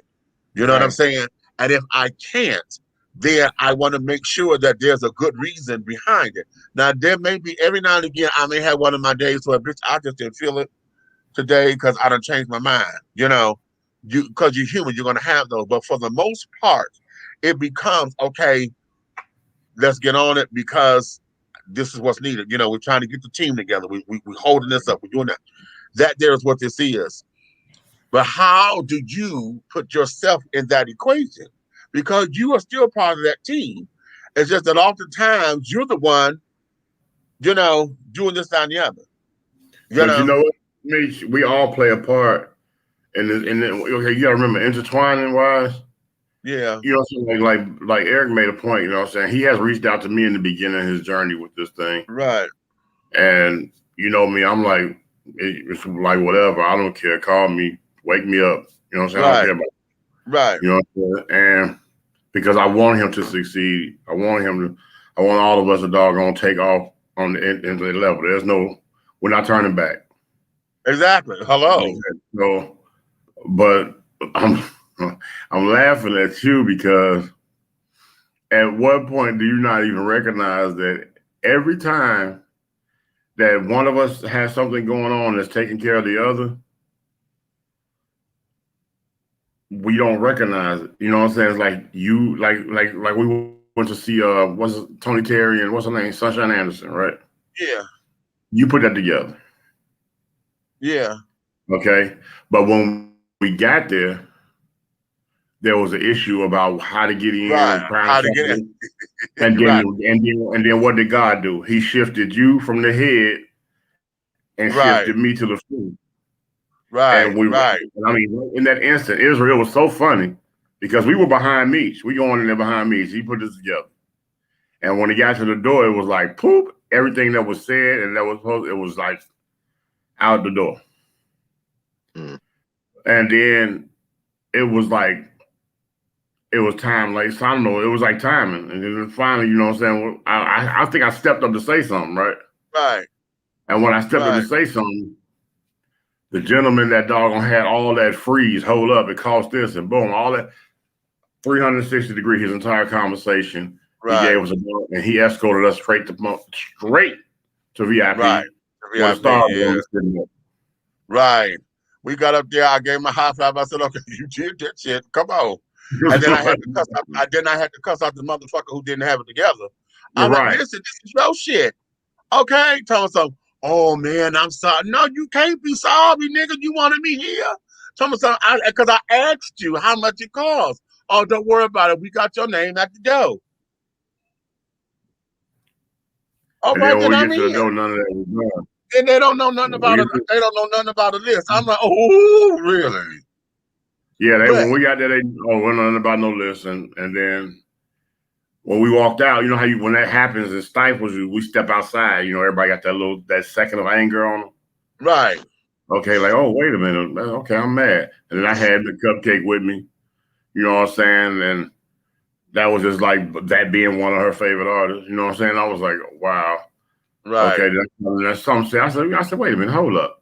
So I went back in there and I just was like, bruh, okay, if we were told this, and this, and this, and this, and then he said something to me, and I said, and I looked, come find out we're from the same fraternity. Right. The entire conversation, he said, oh, bro, I didn't even recognize, hey, forget all that. Boom, where they at? Hey, come on, let's go. We're gonna walk y'all over this VIP over here. Right. It was like none of the other stuff ever happened. That was it. Right. Next thing you know, we in VIP before the entertainers even get there. When the entertainers get, they come sit where we at because we already there. Right. Because we're there. Beat y'all there. Right. But as we should, that's always a good thing. Right. It's always a good thing. We're supposed to be there. You know what I'm saying? It makes sense to me for if you're baby face or somebody or whatever, I would rather be in the building in the VIP where everything is going to be going on before you, because you're going to walk into that space that's for you to be away from everybody, your special space, and see us there and know that we're somebody. Right. Versus you being there already and we come add to the space. Because then we look like fans or groupies, or, you know what I'm saying, or whatever.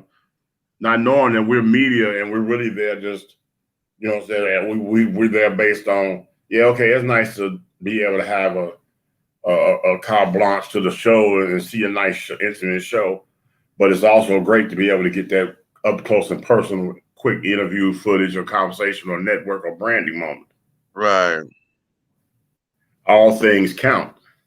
Whether I'm doing it for you, you know what I'm saying? You know what I'm saying? I might bump into somebody that got something to do with something you got going on, Eric, or something you got going on, you know what I'm saying, period, point blank. I'm going to put forth my best foot. It has nothing to do with me. You know what I'm saying? Right. I'm in there. Right. You know, I'm talking to anybody that deal with you all things, and I'm going to do it because I know y'all in this circle. I'm going to be on them. We're going to have these conversations. You know, and I'm gonna be like, yeah, my family in the network is this and this and that and this and that. And I'm telling you, I know I speak their lingo. And he done seen me transform. He know me. I can giggle with the best of them and crack all the jokes in the world. I can BET comic you to death, but I also can stand in front of a college full of people and doggone send them on their way for life. I dig that. So I say that every one of us has that talent here. Mm. And dig that. Okay.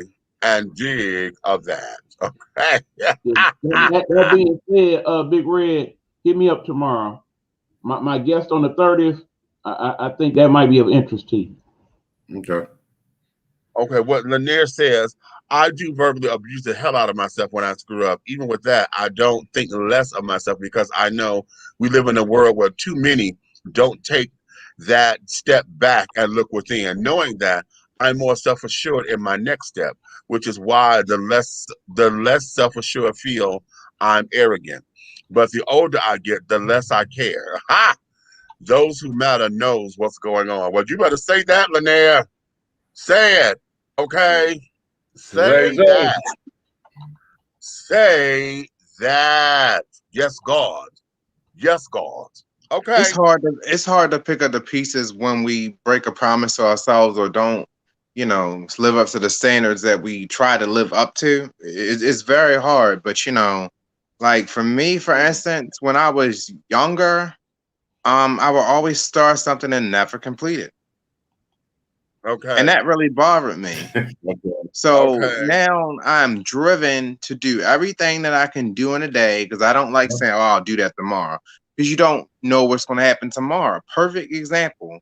2018, August the 15th, my father died at 6:25 a.m. in Future Care on Athol Avenue in West Baltimore. Okay. I said to a friend, you know, I'm going to go see my dad today. Oh, no, don't worry. You can do that tomorrow. And my uncle, his brother, called me up and said, your father died at 6:25 a.m. the day I was supposed to see him. Then I said, I'm going to go see my uncle. I'm going to go see him again. Then Corona hit. Then the same uncle who told my father died, he died too. So I'm adamant about doing everything in the day that I can do in the day and make promises to myself and keep those promises. And if I tell somebody something and I don't keep that promise, that's when I really have a serious problem with myself. And I do beat myself up about that. But, you know, there are unexpected turns and twists that happen in the day. So you don't know what's going to happen. But you can't say, I'm going to do that tomorrow when you don't know what's going to happen tomorrow. Tomorrow's not promised to you nor I. It's not promised. So I just try to do everything in a day that you can do in a day because you don't know what's going to happen. And then you may not complete doing the things in a day that you're going to do in a day because, again, unexpected twists and turns. But I think we got to give ourselves positive affirmations in the morning and confirm it by doing the things that we want to do to complete our missions in a day, you know? That's right. Okay. I'll give you that. Okay. All right. Hey, so you know what? I do believe, that Meech, you need to guide this. You need to guide this and put this together. I think we whatever day you want to set it up, we're gonna bring everybody here, make sure Nikki's here and everything, right? And I think we all need to do boards. Yes, I've been trying to put the vision board party together for the longest. If we do a vision board, well, let's do it virtually. Okay. If we do virtual vision boards, we can own everybody up to it, you know what I'm saying? And bam. Right. Okay. I say do it virtually because that makes it more, you know, so you got to worry about nobody moving and hustling and bustling, and we can bring everybody in. Instead, what I said Sunday would be a good platform. Everybody can show their board and where they at with it. That there was too cute. Yeah. That there was cute. That's cute. That's cute. I think let's put that, because I was saying that the other day that I want to do that for us, you know, because we're still here in trying to put 2021 together. Okay. We're still trying to put 2021 together and carrying on and moving on, because we have a lot coming down the pipeline with that and things of that nature. We still want to get these award shows together and this, that, and other that we got coming. We're trying to do some filming and but you gotta do things in the physical light of okay, you know how physics work. We only missing Helena and Nikki right now. Right. That's 6 vision boards. I bet out of 6 vision boards, there's going to be 3 topics on them without us discussing it. There's going to be 3 topics on there that are going to be alike. Identical. And those are the 3 that belong to the Nighthawk Network. And that's how about it? How about it? You already know, don't you? See, get it exactly. Exactly. You feel me? Exactly. So I say let's run it that way, because it's something heavy on me, bro, and I'm it's a demon I've been fighting so long, man, and I may have to buckle down, bro. It's not a demon. What it is it's a voice you're not listening to. That's all. It's not even really. Yeah, you're right. It's not even a demon. It's just a voice that you are not listening to. Me, and it's right there. Over and over again. If I get loose like that, I'm gonna need security. Okay, I'm just telling you. All right. Exactly. But hell, we already need it, because you know they monitoring me. They monitoring us. I told y'all that they've been, and I didn't realize how long they've been monitoring me. It came out the year that Dan Quayle was running for vice president. Oh, wow. Okay. Who was he running with? One of them Bushes, I think. One of the Bushes, right? The Bushes, yeah. Yeah. I was here in Atlanta at the time.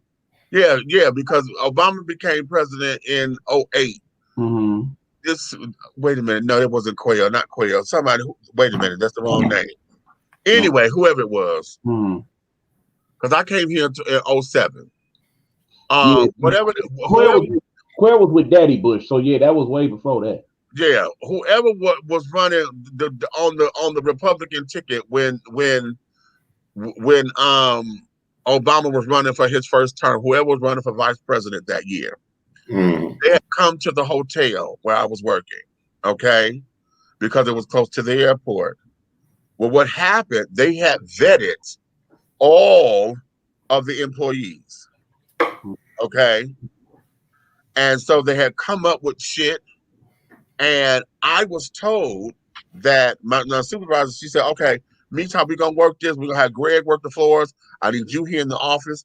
She said, and we just stayed here. She said, well, there ain't no need to rotate out or whatever. She said, meet you to stay here.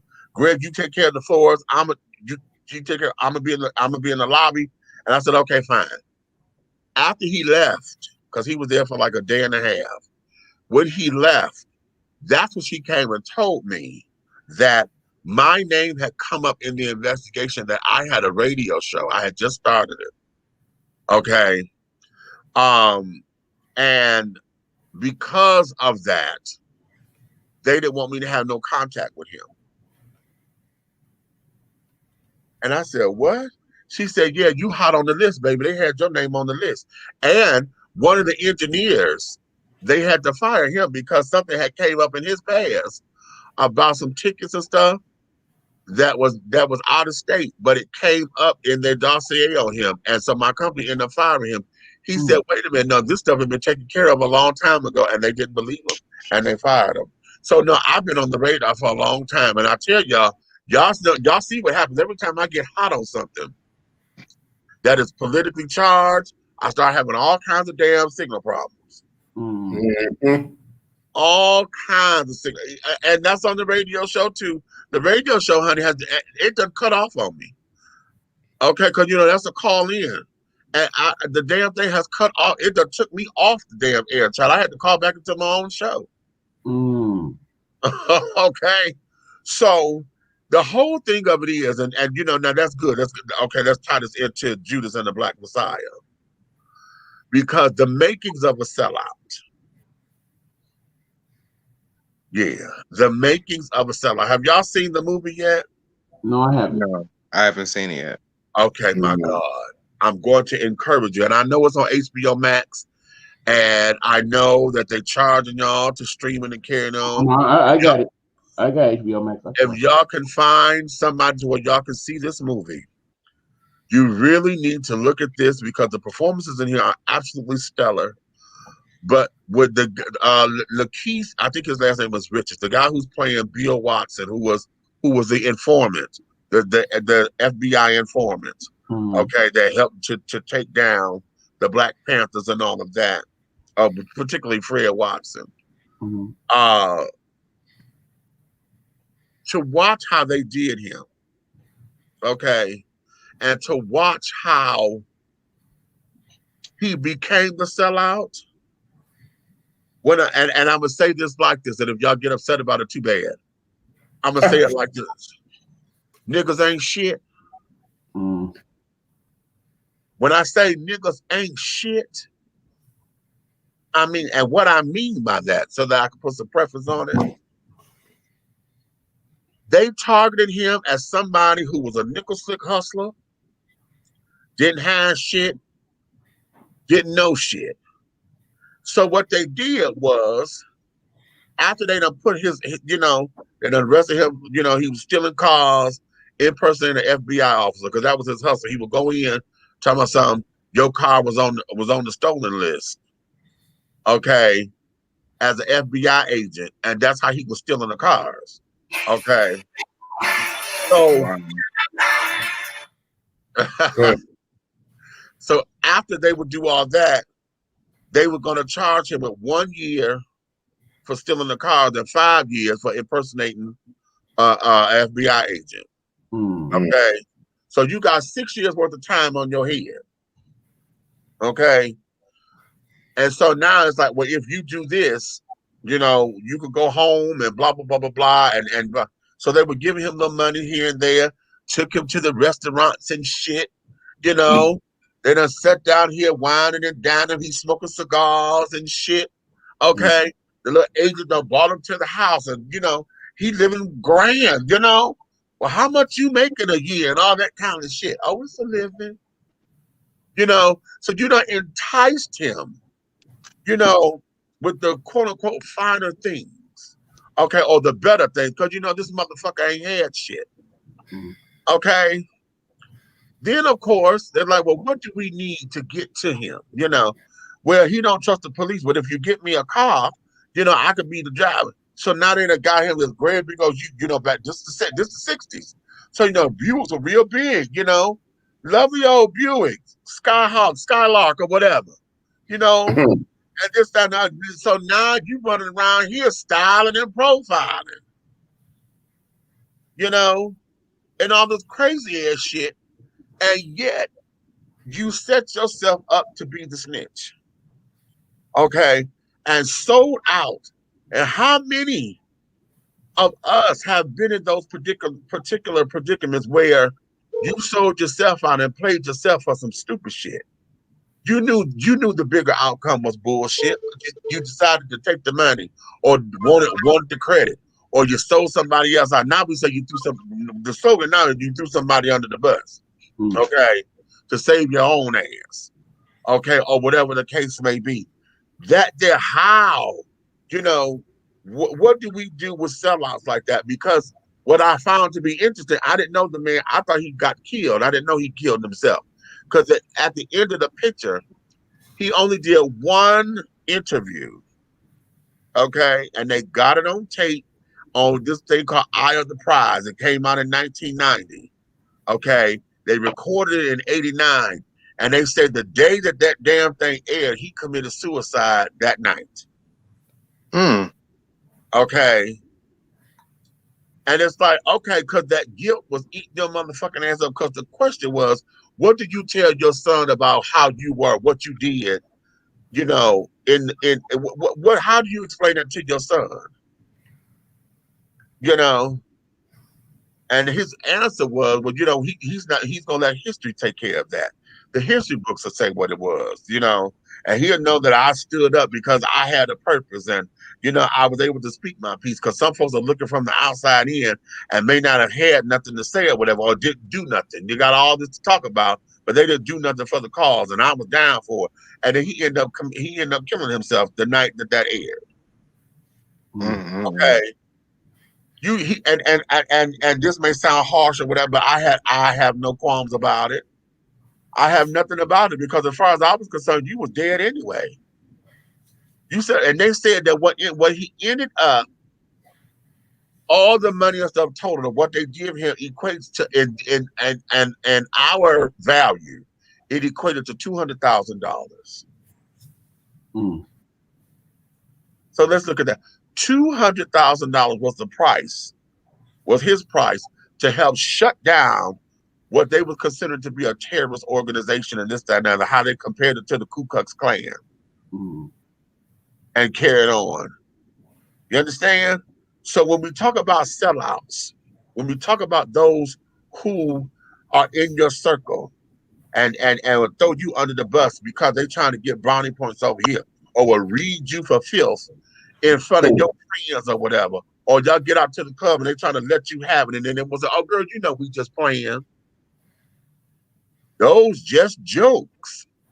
Kiss my joking ass. Okay? How? Okay? You sit up here, I got you on the team because, hell, I know we supposed to be cool like that. But shit, I'm sitting up here trying to get this shit done, and you sitting up here backstabbing me, okay, doing press and interviews and stuff, or having little shit on the side, talking to other motherfuckers, about how you don't believe in the project or this, that, and other. That was going on with when I was doing my play down here. Had somebody hired this motherfucker, honey. I sat there because I believed in you and your motherfucking poetry. And now I got to find out you the sabotager? You the motherfucking sabotager? You didn't even sell a motherfucking ticket and then wanted to get paid. Kiss my black ass twice, honey. And I hope when you do it, it got dingleberries on it, honey. Kiss my ass.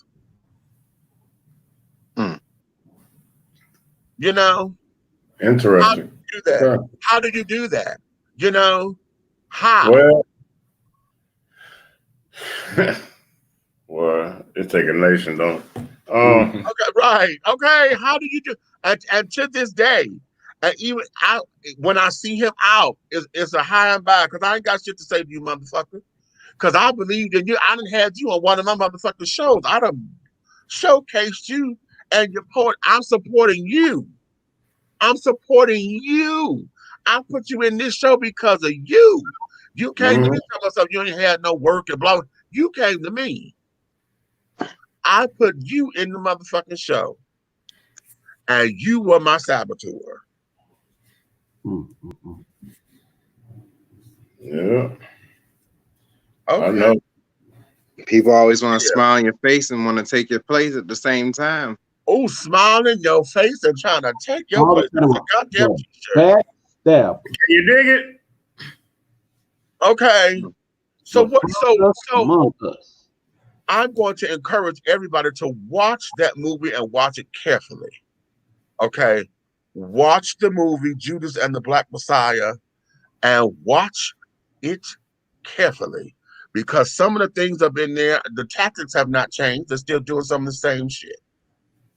When we're talking about people in power and position and those who got, well, you got the government that's running everything, honey, and they got the power to do whatever. You talking about CIA, honey, hell, they set up make up social security numbers and shit when they're trying to give folks new identities and carrying on.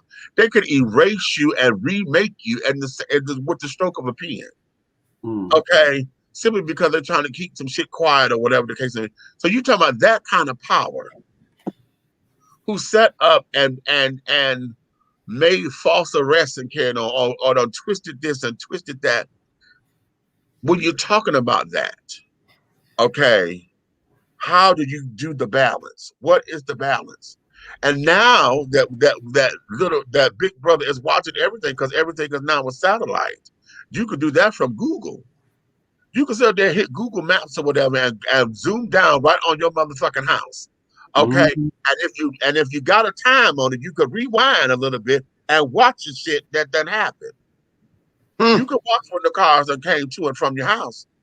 Yeah. There's actually things where you can go on Google and go to live camera streams, and it will literally show you live camera streams on damn near any city in any country. Hello.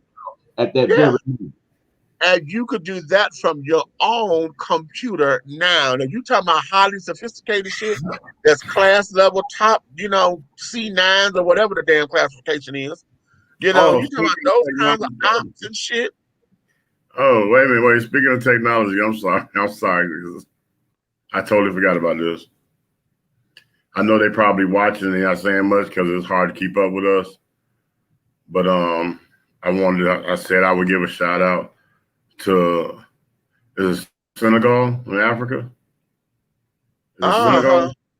Senegal, yeah. I would give a shout out to them brothers over there. I appreciate the support of HM Dynasty Radio. They picked us as a mainstream station, so they listen to us every day as a whole group of them over there. Come on, Senegal. Right. Listen, if y'all listening, I need y'all to send us a video of y'all dancing, because damn it, it's a couple of them goddamn little dances I got to get. Okay. Oh, honey. Oh, baby. Yes, honey. And also, shout outs to the motherland. Let me shout out Lagos, Nigeria. My friends Clara and Sophie that's been watching the shows on YouTube. I appreciate you. Thank you very much. Okay. We said, yes, they're doing that today. I saw the tactic you displayed in my workplace of all places. How about that? Okay. That, you know what? It's funny, Lanier, because that's how I found out about it. So I was at work. This was a while back. And somebody said, well, you could, I forgot how it happened. I was on Google and I was looking up I forgot how it happened, but I ended up coming on the address. And then when you take your cursor, the thing zoomed down and it opens up so that you can get a wide range. Then all of a sudden I started looking at the timestamps. They're like, well, this happened at 0:45. I'm like, what the fuck is it? And as I'm looking, I'm like, bitch, wait a minute. I'm like, no, this was a couple of days ago, bitch. This hot. And I bugged. I was like, oh my God. And it's time stamped and everything, honey. So if I could do that from my house, my house. Meech, I told my uncle one time, since I've been living in Atlanta, I told him one time, like, he's older, of course. I called him up. I said, everything going okay with the building? Because, family had left the building, and so that's everything going okay with the building. I said, they came cut the grass and all that. He's like, yeah, they cut everything. I was out on the front porch and everything. And he's talking. He said, how the weather in Atlanta? I said, it's straight and all that. And then right in the midst of that, I said, who red truck is that parked in front of the building? He said, what? He said, boy, you here? I said, no, not at all. I said, I'm in my bedroom. I'm in Atlanta at home. He said, how you know that red truck? He said, I called. I'm trying to get that red truck moved. Somebody left it there. They never came back. I said, I know. I said, it's been sitting there 3 days. Wow. So he like, if you hear, he older, so he like still thinking I'm here. Why, and I'm Right, playing. right, right. Bro, no, I ain't left Georgia. That's Right. when I knew that's like you said. That's when I knew how serious that shit was. Yeah. Because I saw all that through Google. Yeah. I'm gonna tell you one thing. I was on Facebook one time, and I was writing something really, really deep because I'm a writer, right? And I was writing something like uncovering the truth about something, and I was writing it 4 times. Don't you know Facebook erased it? Yeah. 4 times. Mm. Oh yeah, they will. The only thing that would have saved me is if I pressed post at that particular time and keep on writing the post, but they erased every single last word that I wrote 4 times, and I can write fast and stuff like that, and they basically erase 4 or 5 color sheets of paper. Yeah. Their ignorance is crazy. It's got to be some super level of ignorance when it comes to them and dealing with privacy acts and dealing with people's things. It's like you got people working over there, you're getting rid of people's stuff and shutting them down, and like you're saying, erasing stuff.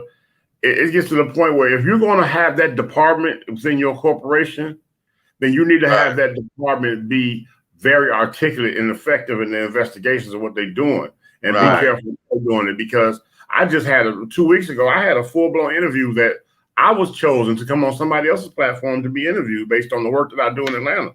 And while I was on the interview, they shut the motherfucker down. And guess why? They played my song, my own song, I'm interviewing, and they played my song while I'm on the platform, and they shut it down. Do you know I got flagged for the first time for some music that I use? Buck beats. I made the damn music. Right. But how you going to, know what I'm saying? That's how I feel. Used in all this time that wasn't, man. Now that I'm actually able to make some of my own stuff, you gonna flag me for that? Really? Right. But how you think I felt? And I'm sitting there and they go like this. They say, introduce your song. I say the name of the song. I say my name. I say who I am. This is a big red fella. I'm on Blast Radio. You know what I'm saying? I appreciate the platform. And this is my single that's going viral all over the world. And it's going to be the hot new dance this summer. Jelly Roll. And come on. And they play it and they turned up. And all the people that's listening and watching and stuff, they got comments up there. They go on and talk. Oh, they jelly rolling in their kitchen, all kinds of stuff. We having a good time. And all of a sudden, everything on the show went boom, knocked her clean off the air, off this girl's platform. Remember this acronym: TPTB.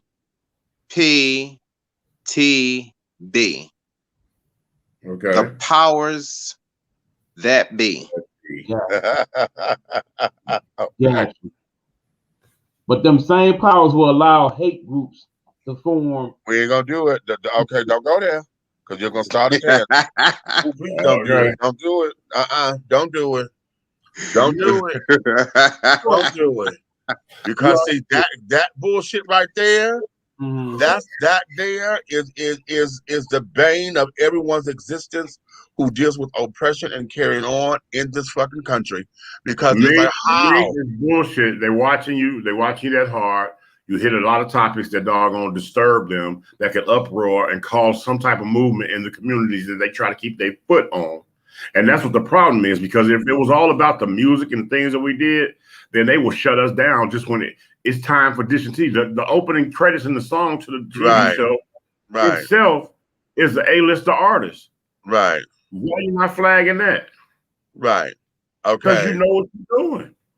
It's absolutely ridiculous. They do such attacks on deep matter to people of color, especially. After all, the siege of the Capitol happened because they allowed white supremacists to kiki and plan up to the day. Okay. And they still do not want to admit that. They don't want to admit that. They don't want to sit down there and call it what it is. They done talked around it. They done talked about it in different ways. And they still want to say that these folks were some kind of patriotic shit. No, anytime, and y'all gonna hear me say this until I'm blue in the face, anytime you take that motherfucking Confederate flag and wave it as a protest to the country because you don't like the government, you are committing treason. The lost the goddamn war. There is no Confederate anymore, damn it. If it's supposed to be used as a symbol of your Southern history, then let it be that. You can find that shit at home. I don't give a damn. But y'all know damn well anytime you take that flag and wave it in the name of protest of the current government or the current administration or whatever you claiming that you are against the American government for, you are against the government. That means you are treasonous. You are an enemy of this country. An enemy of this country. Remember they kicked me off when I was waving my ally flag for the rainbow children, and I called him. The person, I don't even know who the person was, but my thing was this: you talking all this stuff and badging gay men, right, and everything, and I said, and I got kicked off because I said the faggot is the one that's worried about what the gay man is thinking about. How about that? And they kicked me off. Twitter was doing it now too because my Twitter account is now suspended. What I'm saying, I just can't. Twitter is owned by Facebook. I think is it Facebook? No. Facebook owns Instagram. They don't own Twitter. That's the one. Okay, Yeah, and wait a minute, who owns Twitter? Twitter owned by somebody. Is it Google? I forget who it is, but yeah. I don't know, but it's like I know there's one thing that top-notch entertainers on the Denzels and the Babyface levels and all that seem to enjoy to be Twitter people than anything else. Like Twitter is a safe haven of communication. Right. Because I like they got a Woody the other day. Janet Jackson agreed with me on something on Twitter. Oh wow, okay. But that being said, speaking of Twitter, ain't it nice to not see the tweets of bullshit anymore? Thank you, Uncle Joe. Thank you, Uncle Joe. But you know what? But wait a minute, because see, we got rid of that, but now they're trying to come on Joe with this whole shit with the borders. And of course, we'll be talking about that Tuesday on Get Off My Lawn Live. Please tune in 8:30 p.m. You know, they're trying to get on him about that, and I was listening to Martha Ravitch today on the morning show. I can't, the George show that come on Sundays. And listening to them, I'm like, wait a minute, honey, wait. What we have, and which is what they have to do, they're going to have to they are going to have to make their stance very clear, because the children trying to come over here to the country basically point blank said, I'm coming over here because Joe Biden is now the president. And they're misconstruing because they said, well, he said that if we come, they're going to accept us. They're going to accept us. And so a lot of the people, they're mad because they're thinking that, okay, he lied. No, he didn't lie.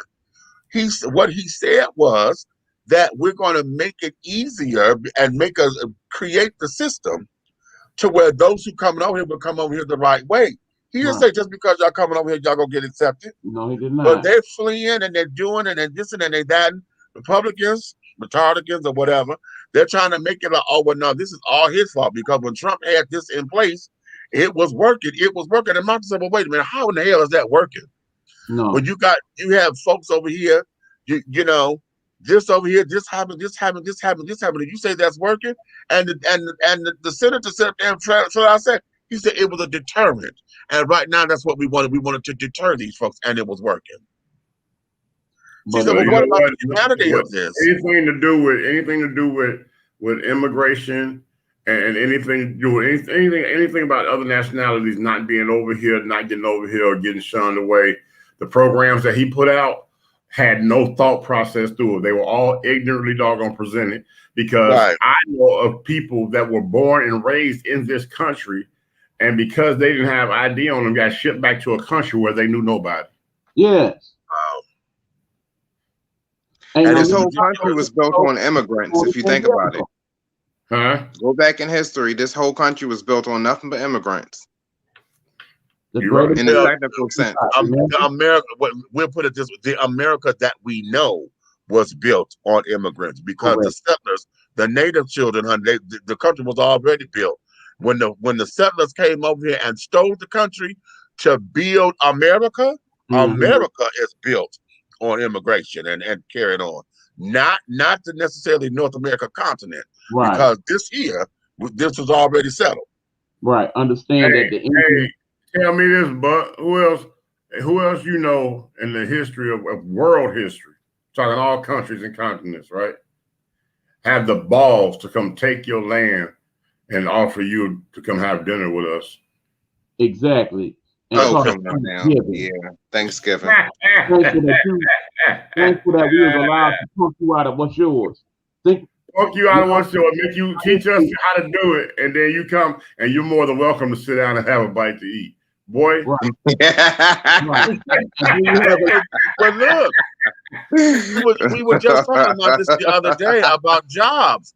Remember how we were just talking about that about jobs? Here you are, broke your ass to sit up here and thinking that you working for the company, but because the company owner bought their son in or somebody who know nothing about it, you end up training them, and then they end up getting a goddamn job and then become your boss. Hey, hold on. I'm glad you said it, because I like to put them on blast every time I'm around this subject. This subject even comes up a little bit. I was working for Ryan's Family Steakhouse, a national chain. These folks spend money on me. They flew me to Greer, South Carolina. People don't even know this. To Ryan's University to train me as a manager to run one of their stores. At Ryan's University, you have to be there 6 weeks. They put you on a condo and they give you this Ryan's credit card to feed you the entire time you're there. And you also, while you're in school, you earn your negotiated managerial salary. Wow. So all that is going on. Then once you graduate, you pick an area you want to go to, and they pay for your move if you're moving to somewhere geographically different from your regular residence. How about that? You feel me? All this they instill in you. They did this for me. I slick did it because I did everything from them. I played the game. Everything I had, my home records was out of Chicago, but I really was living in Champaign, Illinois. So when I asked to go to Champaign, Illinois store, they were like, oh yeah, they felt like, oh, okay, that move won't be as expensive as everybody else going cross country and everything, but not knowing I already lived there, I already had a residence there. This wasn't their business. You know what I'm saying? So here it is. When I get done, I go all the way there. They send me all this money for a Mayflower truck and all this stuff to go book my truck and all this stuff. I ain't gonna be cashing to put it in the pocket because I'm already where I'm supposed to be. The Ryans they sending me to, I've already been patronizing it, you know what I'm saying, as a customer before I went to school. So here it is. I'm over there. When it's time for me to come, I get my keys, I meet everybody, boom, boom, boom, boom, boom. Great. The two white managers that was over me in the store, right? Mm-hmm. They quit simultaneously. I know they had a conversation about this. They did it on purpose. I worked 4 days straight one time. The main manager comes in, is over everybody, walks in. He's supposed to be relieving me. I worked 4 days straight, open and close. He comes in in flip-flops, shorts, and a tank. Okay, when he walked in the door, I looked, I said, hey, Scott. I said, you must got some clothes in the office. He was like, oh, no, when you get a chance, let me see you in the office. I said, okay. So I get everybody straight, and I go in the office, and I go in like, what's going on, buddy?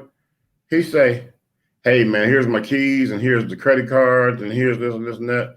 And I'm like, what's going on? He said, Chili's gave me a better offer at $4,500 more a year, so I decided to take it. It's close to my home. He said, so good luck with the store, buddy. And I'm like, Scott, I said, Ross, I've been working 4 days straight. I said, what? He was like, hey, I already gave my letter to the company. No hard feelings. And he walks out. So I'm cool. I'm working. Then I had to work that whole day all of a sudden. So the next day, Trish comes in, the other white person. She says, she comes in, she got on her little summer gear.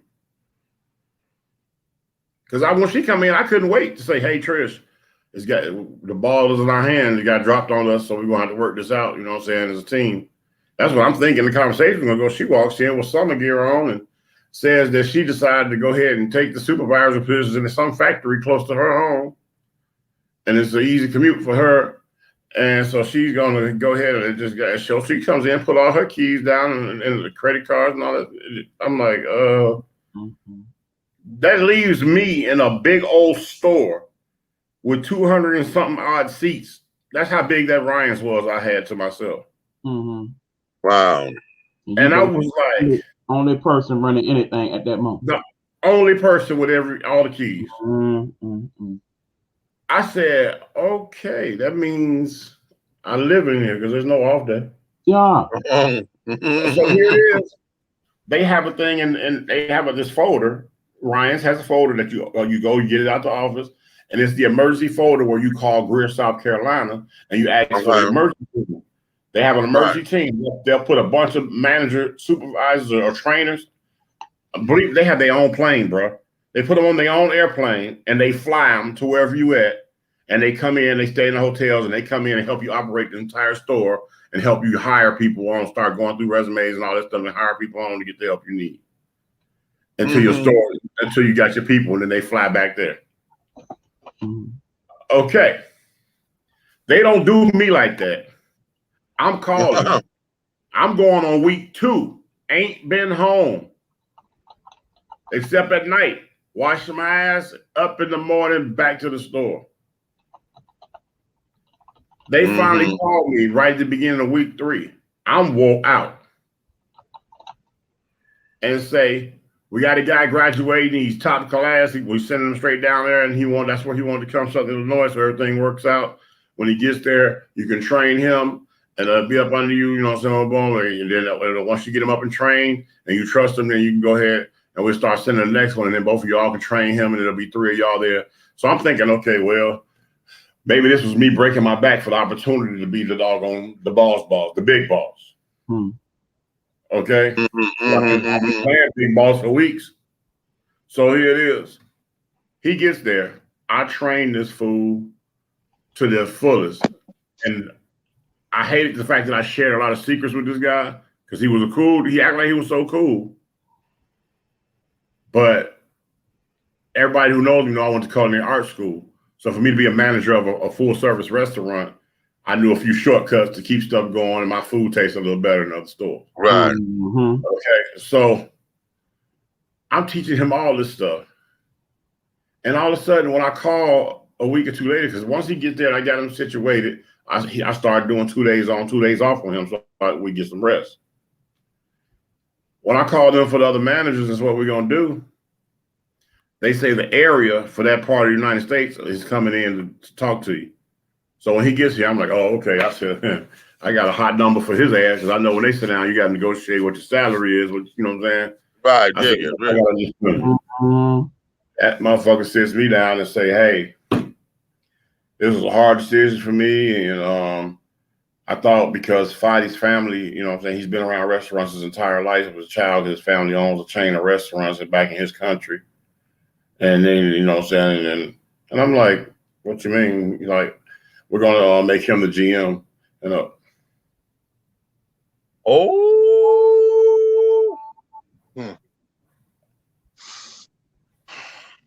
Excuse me? Yeah, Fadi's going to be the GM. So you teach him all the stuff on how to do the payroll and this and that. I know he doesn't know how to do payroll. He said you do the payroll and everything. I said, yeah, because as I was being left as the GM role, that was the GM's role. So I don't share that with the other managers. He said, well, you did the right thing. That's by the book and everything. I said, I know. I graduated top of my class at Ryan's University. Why am I not the GM? Right. He was like, well, it was a hard decision because I met you before when I came here, and he said you had the store in shape. You run a good kitchen, you run a good front, you know what I'm saying? You run a good back of the house. I seen you in the bakery. He says it was really hard for me. I was like, okay. I said, let me get back to work. I don't want the store to get behind. Have a nice day. I worked that month with Fadi, and he running around there. You know how the foreigners get. Right. Now he running around there talking about some, Well, today you're taking the truck in. I need you to get the truck. I got you put down. I mean, you need to run the back of the house. And this and that. Okay. You could have just kept it going the way we had it, but now you want to slang your okay. Right. Man and gave you the GM title. You want to show your nuts and whatnot. Yeah. I said, okay, no problem. I got something for you because I'm a thinking man. Mm-hmm. Everybody in America knows the most busiest day, number one busiest day in the full service restaurant business is Mother's Day. That is correct. That's right. Mother's Day comes up. Ryan's line is around the building where we got set up sweet tea and lemonade, and we got like the little crumpet cakes and stuff for people. Right. Waiting in line because the line is around the building. I'm like, literally, the people in the front of the line can see the back of the line. Right. Yeah. I waited till it got that far. Every seat full. But what he didn't notice is for the whole day, I was keeping up. And the lines was every time people coming in, no matter how many people we had in there, that all the buffets look fresh. Because I'm that cold blood. I like my craft. I'm cold blooded. Right. So it all looked fresh. Never looked like it was a bunch of people ran through the food. Mm-hmm. Right. But all of a sudden, it started getting empty. Mm-hmm. And pans getting empty, and I started walking around. I'm wiping. Customer complaints. Hey, okay, I'll take care of that right away, sir. But I ain't refilling nothing. Mm-hmm. Right. I ain't doing nothing. I'm telling everybody in there to do whatever I normally do. I'm telling them if they don't get to it, they regular worker. Oh well, I told them to do it. Mm-hmm. I did everything, bro. And I say everything, I went through there like, oh. Soon as the line was totally raggedy and needed to be refilled all the way, all them damn buffets. Uh-huh. I walked right in the back and dropped every steak order that was across them tickets. I said, man, you got to learn you got to do multiple steaks. You can't sit back and do 2 or 3 steaks. We got a full packed house. I said, you got 8 steaks up here, put 8 steaks on the grill. Set your grill up, medium, low, high. That way you can do your Right. Set it up right. You can do that. Exactly. Right. I taught them I did that to but I did that to a new cook. Mm-hmm. So he was like, oh no. Mm-hmm. And then I hung my apron up. Right. And Fadi standing up there, hey, welcome to Ryan's and everything. He's like, oh, just wipe it down the dog in front. Like, yeah, I'm GM. I ain't gotta do all that. Mm-hmm. Mm-hmm. I walked right past him, tapped him on the shoulder. I said, good job, Fadi. You handling your thing. Oh, okay. Well, where you going? I said, you got it. And I walked out. I'm walking out. So you worked the whole month straight and they do this to you? Yes. And I'm walking out. He running outside. He said, hey, what are you doing? Are you leaving? I said, Fadi, I said, fuck you. You went behind my back and you talk corporate and you pull some strings for you to end up being a manager of the store. And instead of showing the love that I showed you and the training that I gave you above and beyond, he should be the manager and I should be the second. And y'all need to send a third down here. You didn't say that. You stuck your chest out and you start bossing me around. I said, you got it, boss. And I got my car left. Mm-hmm. Right. I did something similar to that one day. 2 weeks later, I was manager for AutoZone, so you can't hold me down. See, dropped off the keys and the checks that day, had them in an envelope. They was looking for me that next day, had set up the staff because 2 people told me they was calling up on Thursday and left them all trainees to train. And they called for me. I wasn't nowhere to be found. I was in the jacuzzi room like, wait, Okay. Do y'all have Wendy's where you guys are located? Yeah. Yeah. Of course. Yeah. Okay, look, never eat at Wendy's in Baltimore. I worked for Wendy's. I zapped out because people were dropping food on the floor. The people who were nasty to them, nasty customers. Some biscuits fell on the floor, and my boss said, "Pick them right back up. Those biscuits are still good." I zapped out. I didn't even lose my job. Not those biscuits are still good. Hold on. He said, "Those biscuits are so good." Oh, it ain't. You don't do that. You do that at home. You don't do that on that restaurant. We'll be on here for another 2 hours. I can tell you all Listen, types of I stories. zapped out and I didn't lose my job that day. I went back and said, I quit. I'm sorry. That They y'all would say do no, all types of they nasty still good. things. They spit on the burgers, wipe their asses with the burgers, excuse my language, and dropping biscuits on the floor. They biscuits are still good. I said, look, I can't do this. I'm sorry. I'm spent. I can't. No. I You couldn't have do it. no idea. Like I said, I think I'm gonna actually do a show on that because Do I not got some stories to tell. do not eat fast food in Baltimore, Maryland. Well, child, it's not just fast food because I work No, for it a ain't. restaurant in Saugatuck, okay, and Saugatuck, Michigan. Yes, cousin. And I sat down there. I was a dishwasher, and then I had went up to prep cook, and then I went to line cook on the week on the breakfast line cook on the weekdays, well, the sous chef, because I was helping with the small stuff, hash browns and all that kind of stuff. When I was dishwashing, honey, I said, "Oh hell no!" I watched them bitches drop steaks and lobsters and stuff, and not just on the floor. It's on that goddamn black ass mat. The water, the safety mat that's supposed to be Oh non-slip, Lord. The ones that have. okay, that everybody done stepped on. It's wet. It got all kinds of shit, baby. But I saw that girl do that, and she picked that bitch back up and put it on that plate. This white girl, honey, white girl did this. I said, but it was already gone. I was like, oh my god, and ooh. Yep. Here's in restaurants and stuff, and I don't like hair nets because I don't like the fact that they're netted. If you really want to see bonnets or whatever, hair bonnets need to be in the goddamn restaurant, as far as I'm concerned, because the whole bonnet covers all of the hair. I don't have no hair particles and things out. But child, I've seen it to where these girls will sit down here and they wipe like this, or they go scratching. And they would grab a bun or a burger. I'm like, No. bitch, No. you don't put your damn nasty ass dandruff in your fingertips, okay, and carrying on. I get nervous about working around food because I have sinus. I am the runny nose boy.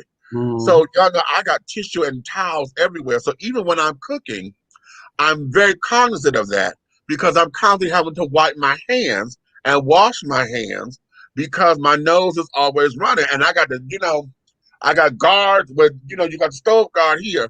But when I'm cooking for other people, I make sure that everything is everything, honey, because this ain't mine. This got to go out. So, I make sure I step back to sneeze and then I go wash my hands again before I go back to doing something. Making sure that everything is covered and stuff, because I'm doing this for other people. Now, when I'm cooking for me, it's me, honey. If I sneeze, child, is mine, fine, it's me. But we all do that when you at home and you taking care of your own self. Okay. But honey, no. That shit right there, I have a hard time with that, especially because I don't like hair in my motherfucking food. Okay. At any time I get there is no way. And now that, especially when you go into fast food restaurant, everybody got this goddamn weave and shit. Ain't no bitch got no goddamn burgundy hair. And burgundy did not come out your motherfucking head. Okay. Right. And it ain't just goddamn wiry, but this is synthetic hair. If I pick up my damn burger or my eggs and I got this big long ass piece of hair because you didn't sit there and put your weave right, bitch, we got a problem. We have a problem.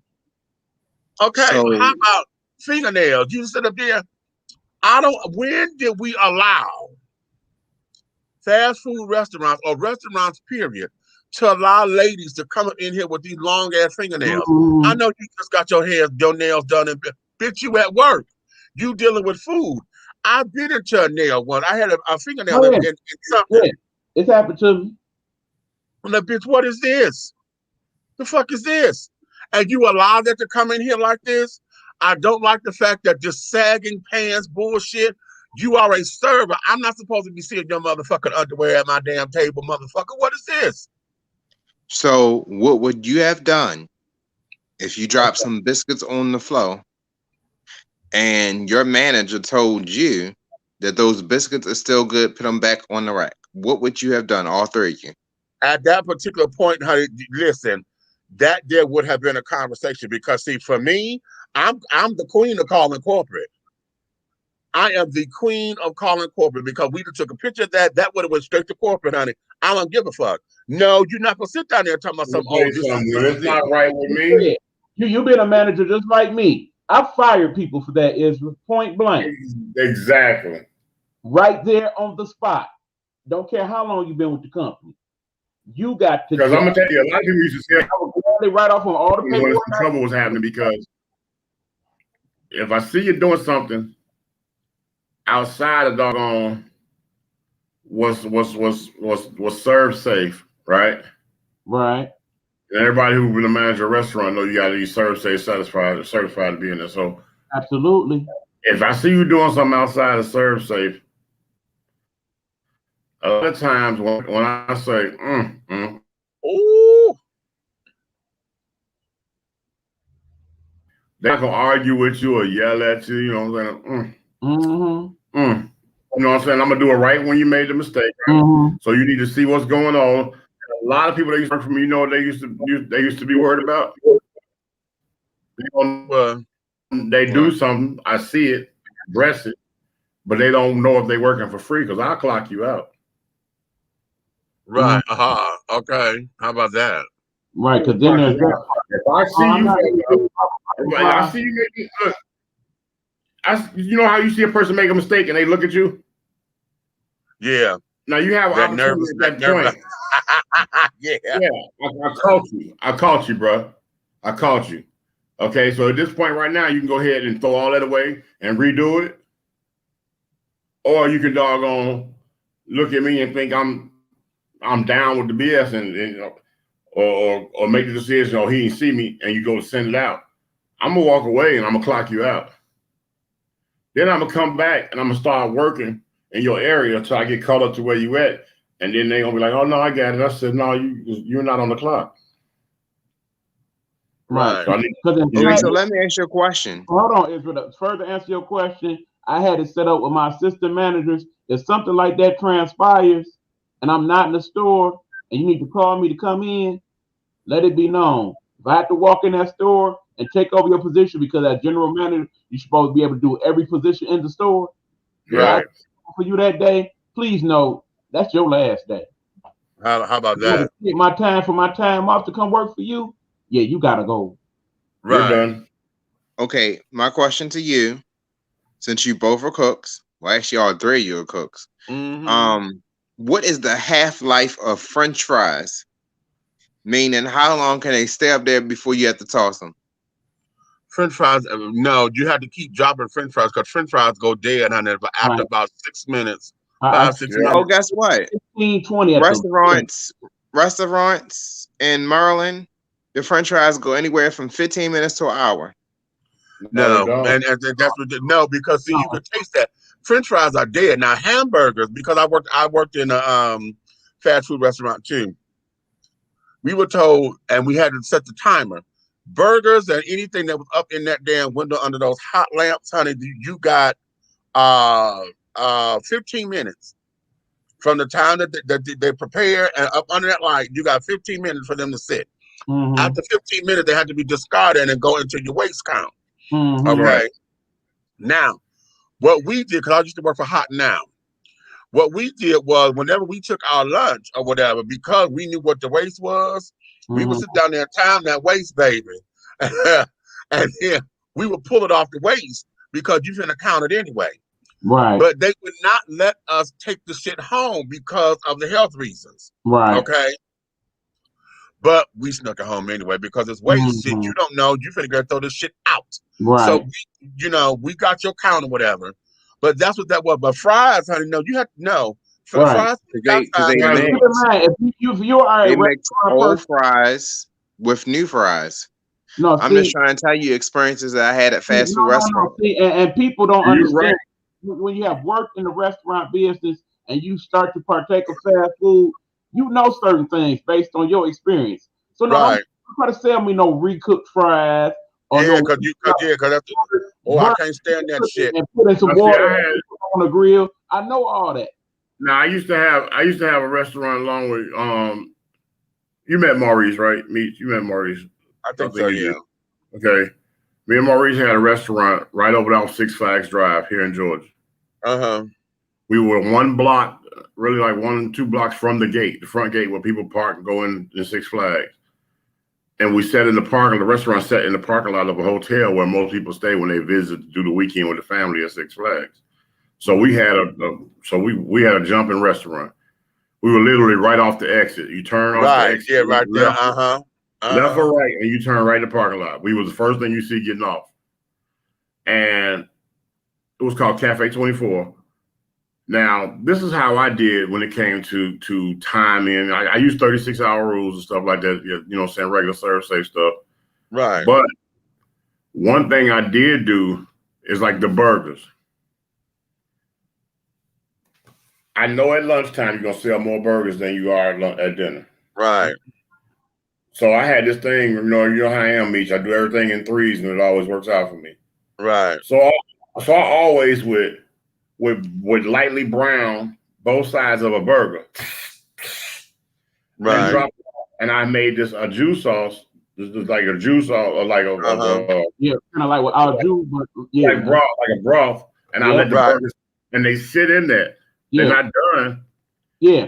As soon as somebody order them, and I drop it on that grill, whatever, you got the best marinated and seasoned burgers you've ever had in your life. You cook them like medium rare, and then sit them in that sauce, and then when you're ready, and somebody order a burger, not only does it saves my cook time, right, but it gives you one of the best, juiciest tasting burgers you ever had, and the freshest burger you ever had. Right. And those are the little secrets that you have to remember to do when it comes to fries. I'm telling you, when it comes to fries, people don't even know. I cut up fresh potatoes all the time, but how about that? Yeah. What I do, I leave them in water with a little salt and lemon juice. Right. Right, to keep it from browning. And I just boom. You order fries, drop them. Boom, they come out. Right. Ain't much I got to do to them. Boom, shake them. You got them. Right. You're trying to figure out what's so fresh and everything, and not knowing. I know that each day I'm gonna go through 10 potatoes, so I'm gonna cut up 12. Right. Right. Exactly. And then the ones you don't use at that point, you break them down and you make them for hash browns for breakfast the next day. Right. That's exactly what I do. And that's exactly what I do.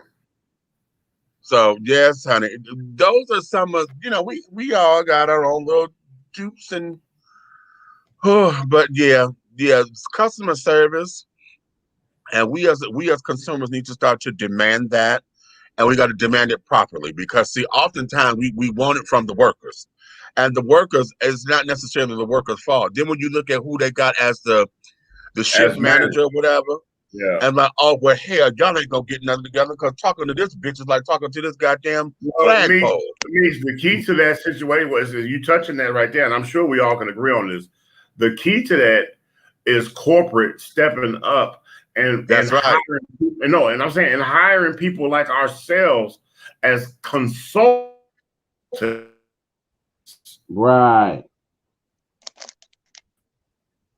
To go in and make that's a part of your actual corporation. You need outside consultants for customer service, marketing, and branding to come in and doggone spend these days or these weekends in your establishments to get it to where it's supposed to be, to where you don't have these issues.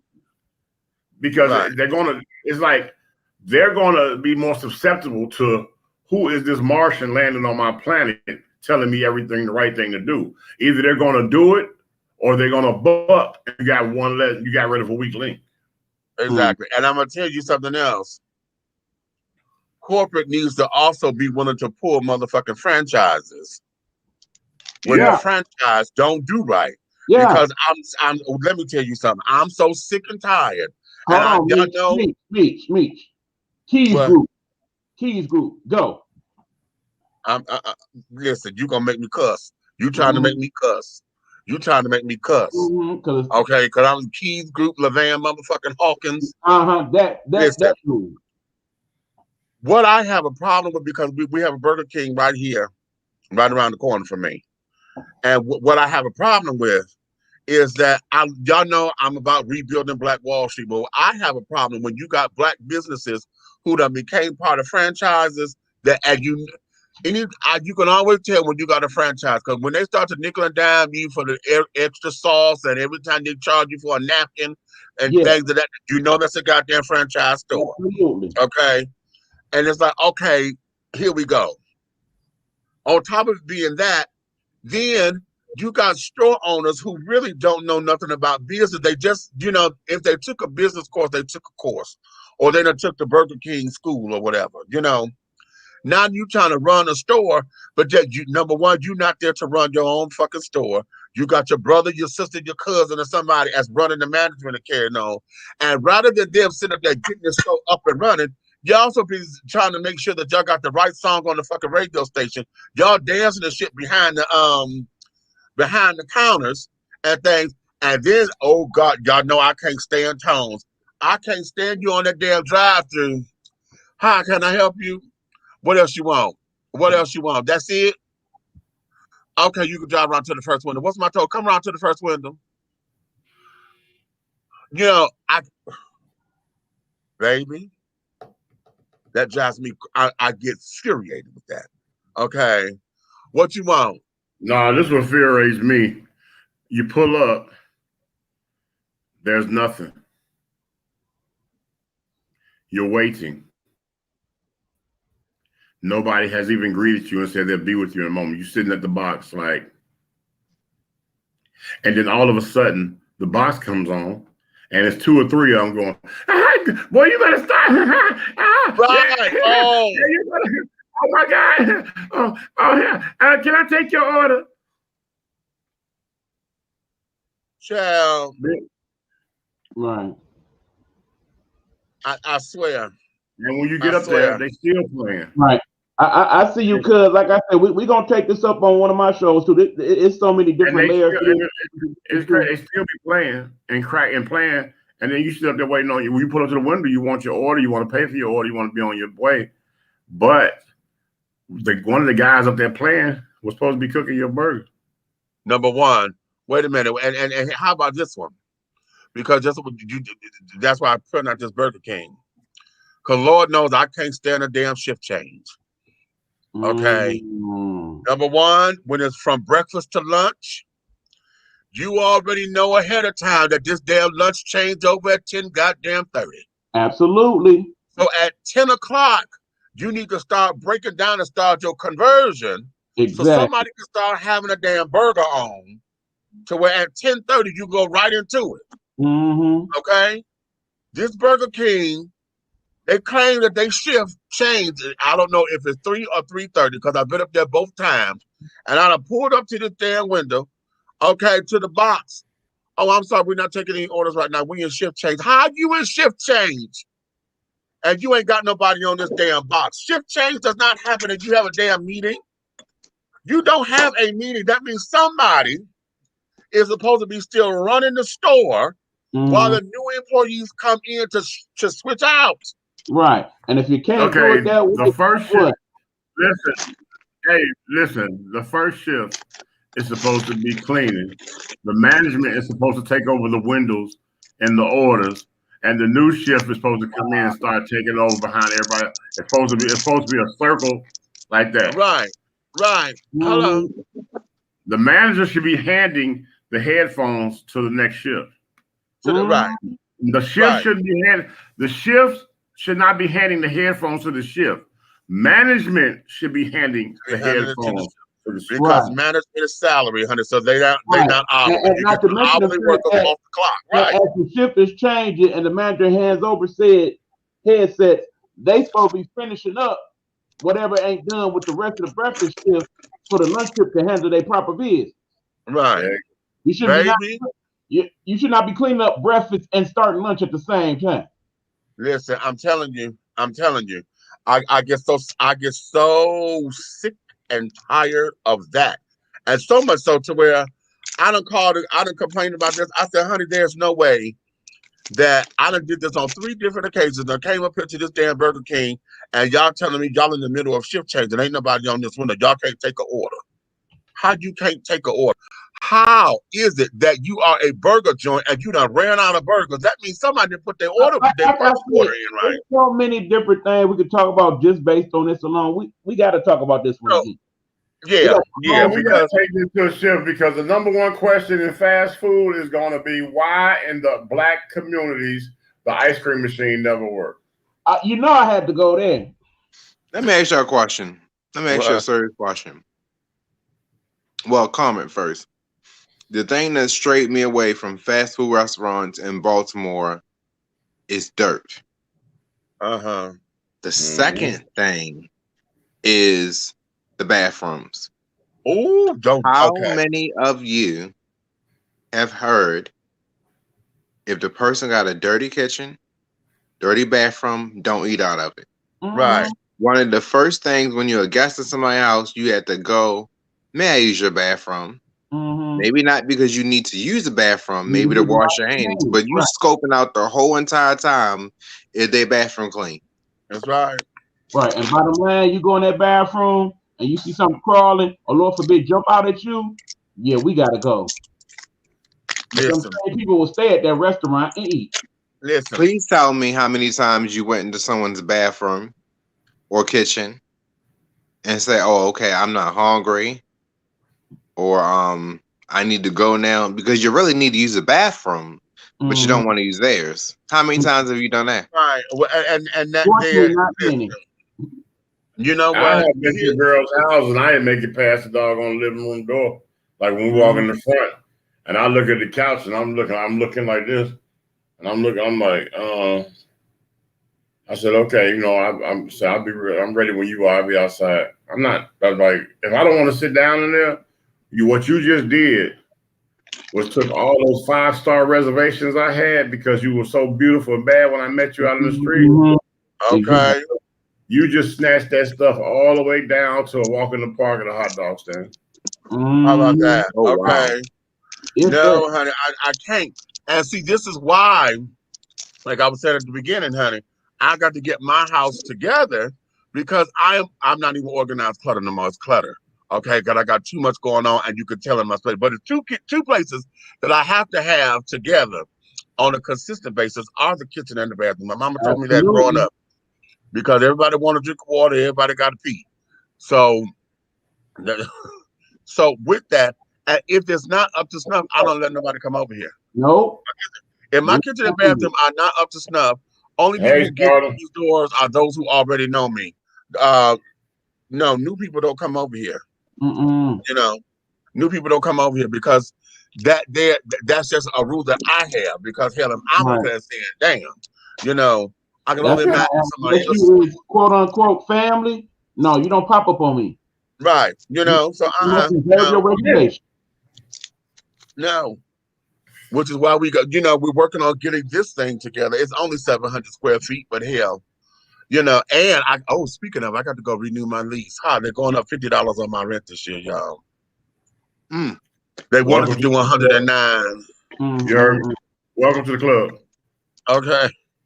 But yet they're going to be digging into those pots for the people that get rental assistance and whatnot and are eligible. Yeah, you're right. You are definitely, clutter is different than dirty and nasty funk. Yeah, you damn right. Because one of the things I cannot do, I don't do smells. You know, and with something if y'all have seen me, no, y'all haven't had that pleasure, thank God. Because if I get a whiff of something sour up, baby, I will tear this bitch down. You know, because I can't do smells up in here. No, it gonna be smelling nasty and funky up in here. Okay. We ain't gonna do all that. No. No, you got clothes here or whatever. That could be whatever.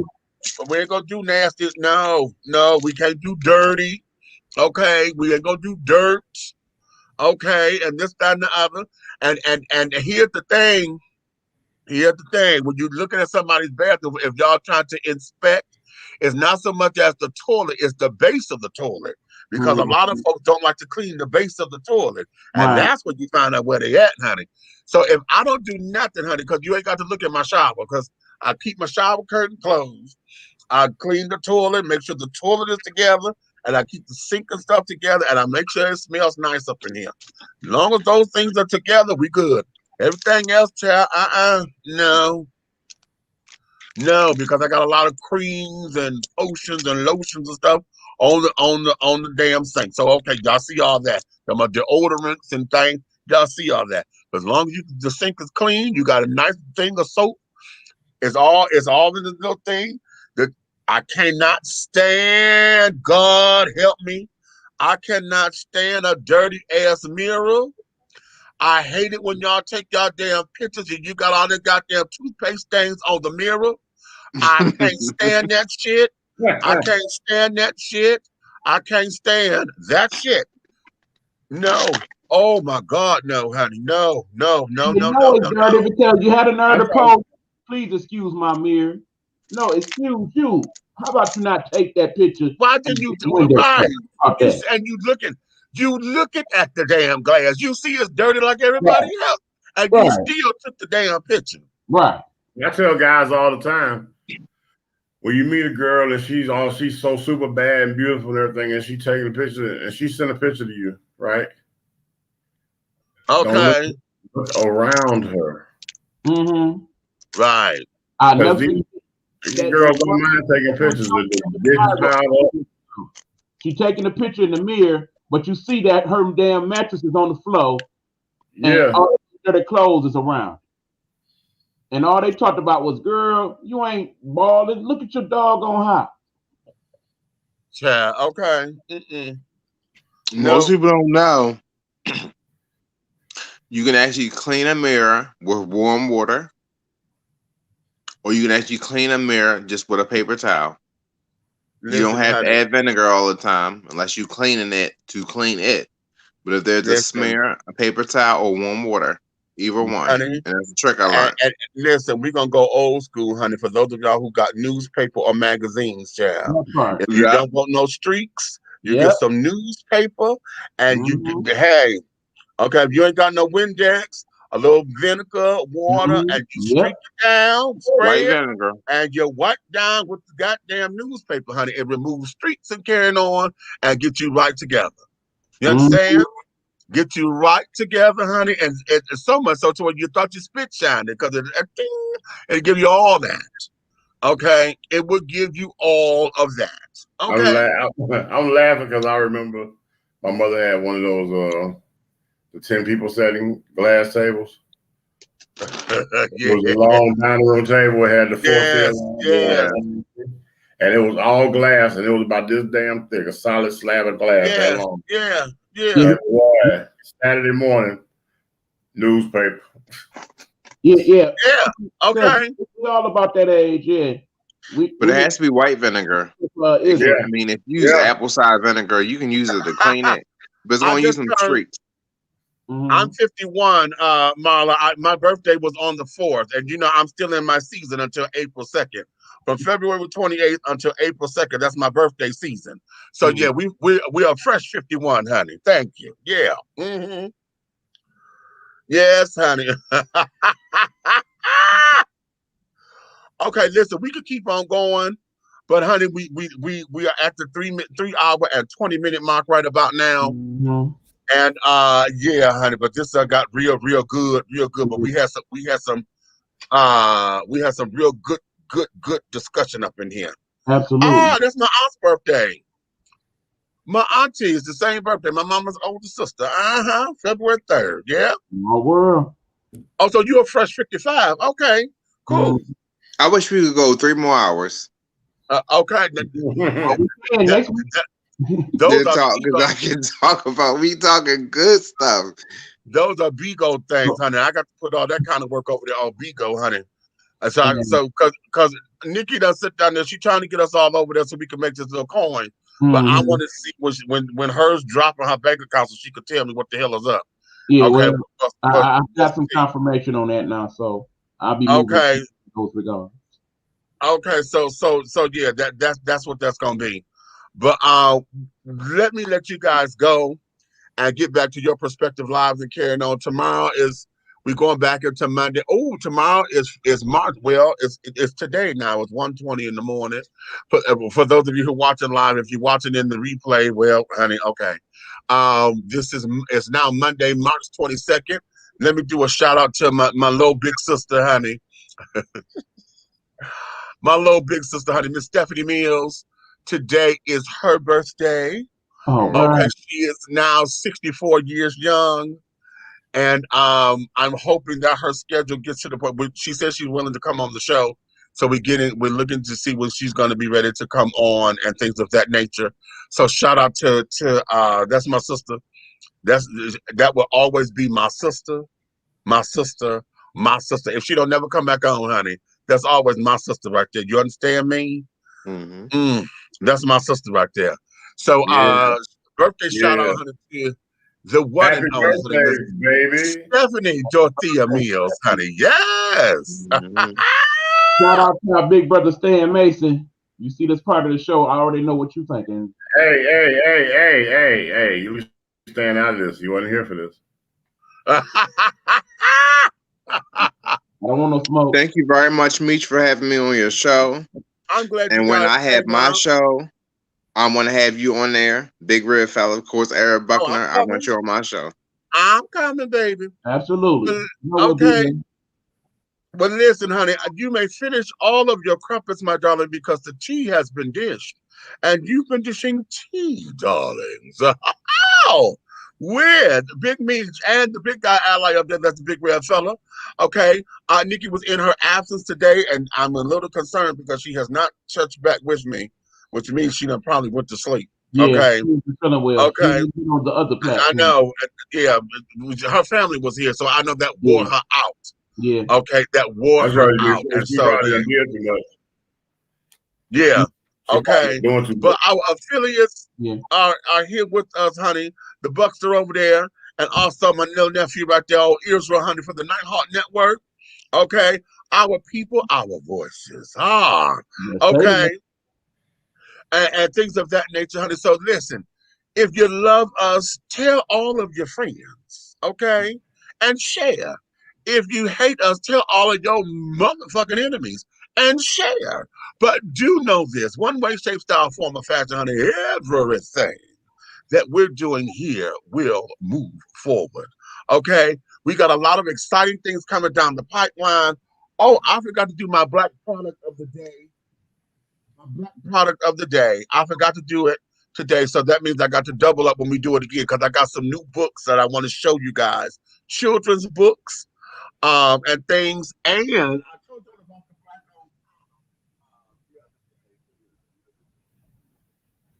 owned. I don't want to stand up because I took my pants off. Never mind. I had to do it next time. Okay. Yes. So we'll do our black owned product spotlight and carrying on, doing our part to rebuild Black Wall Street, honey, and things of that nature. So on that note, my darlings, we will get back with you on the next go round. Now remember, honey, we will see you guys Friday. Okay, at least over here, Buck, and Derek and Helena will be on during the week. We'll be back over here with you guys Friday, and we will call that grace. So until then, my darlings,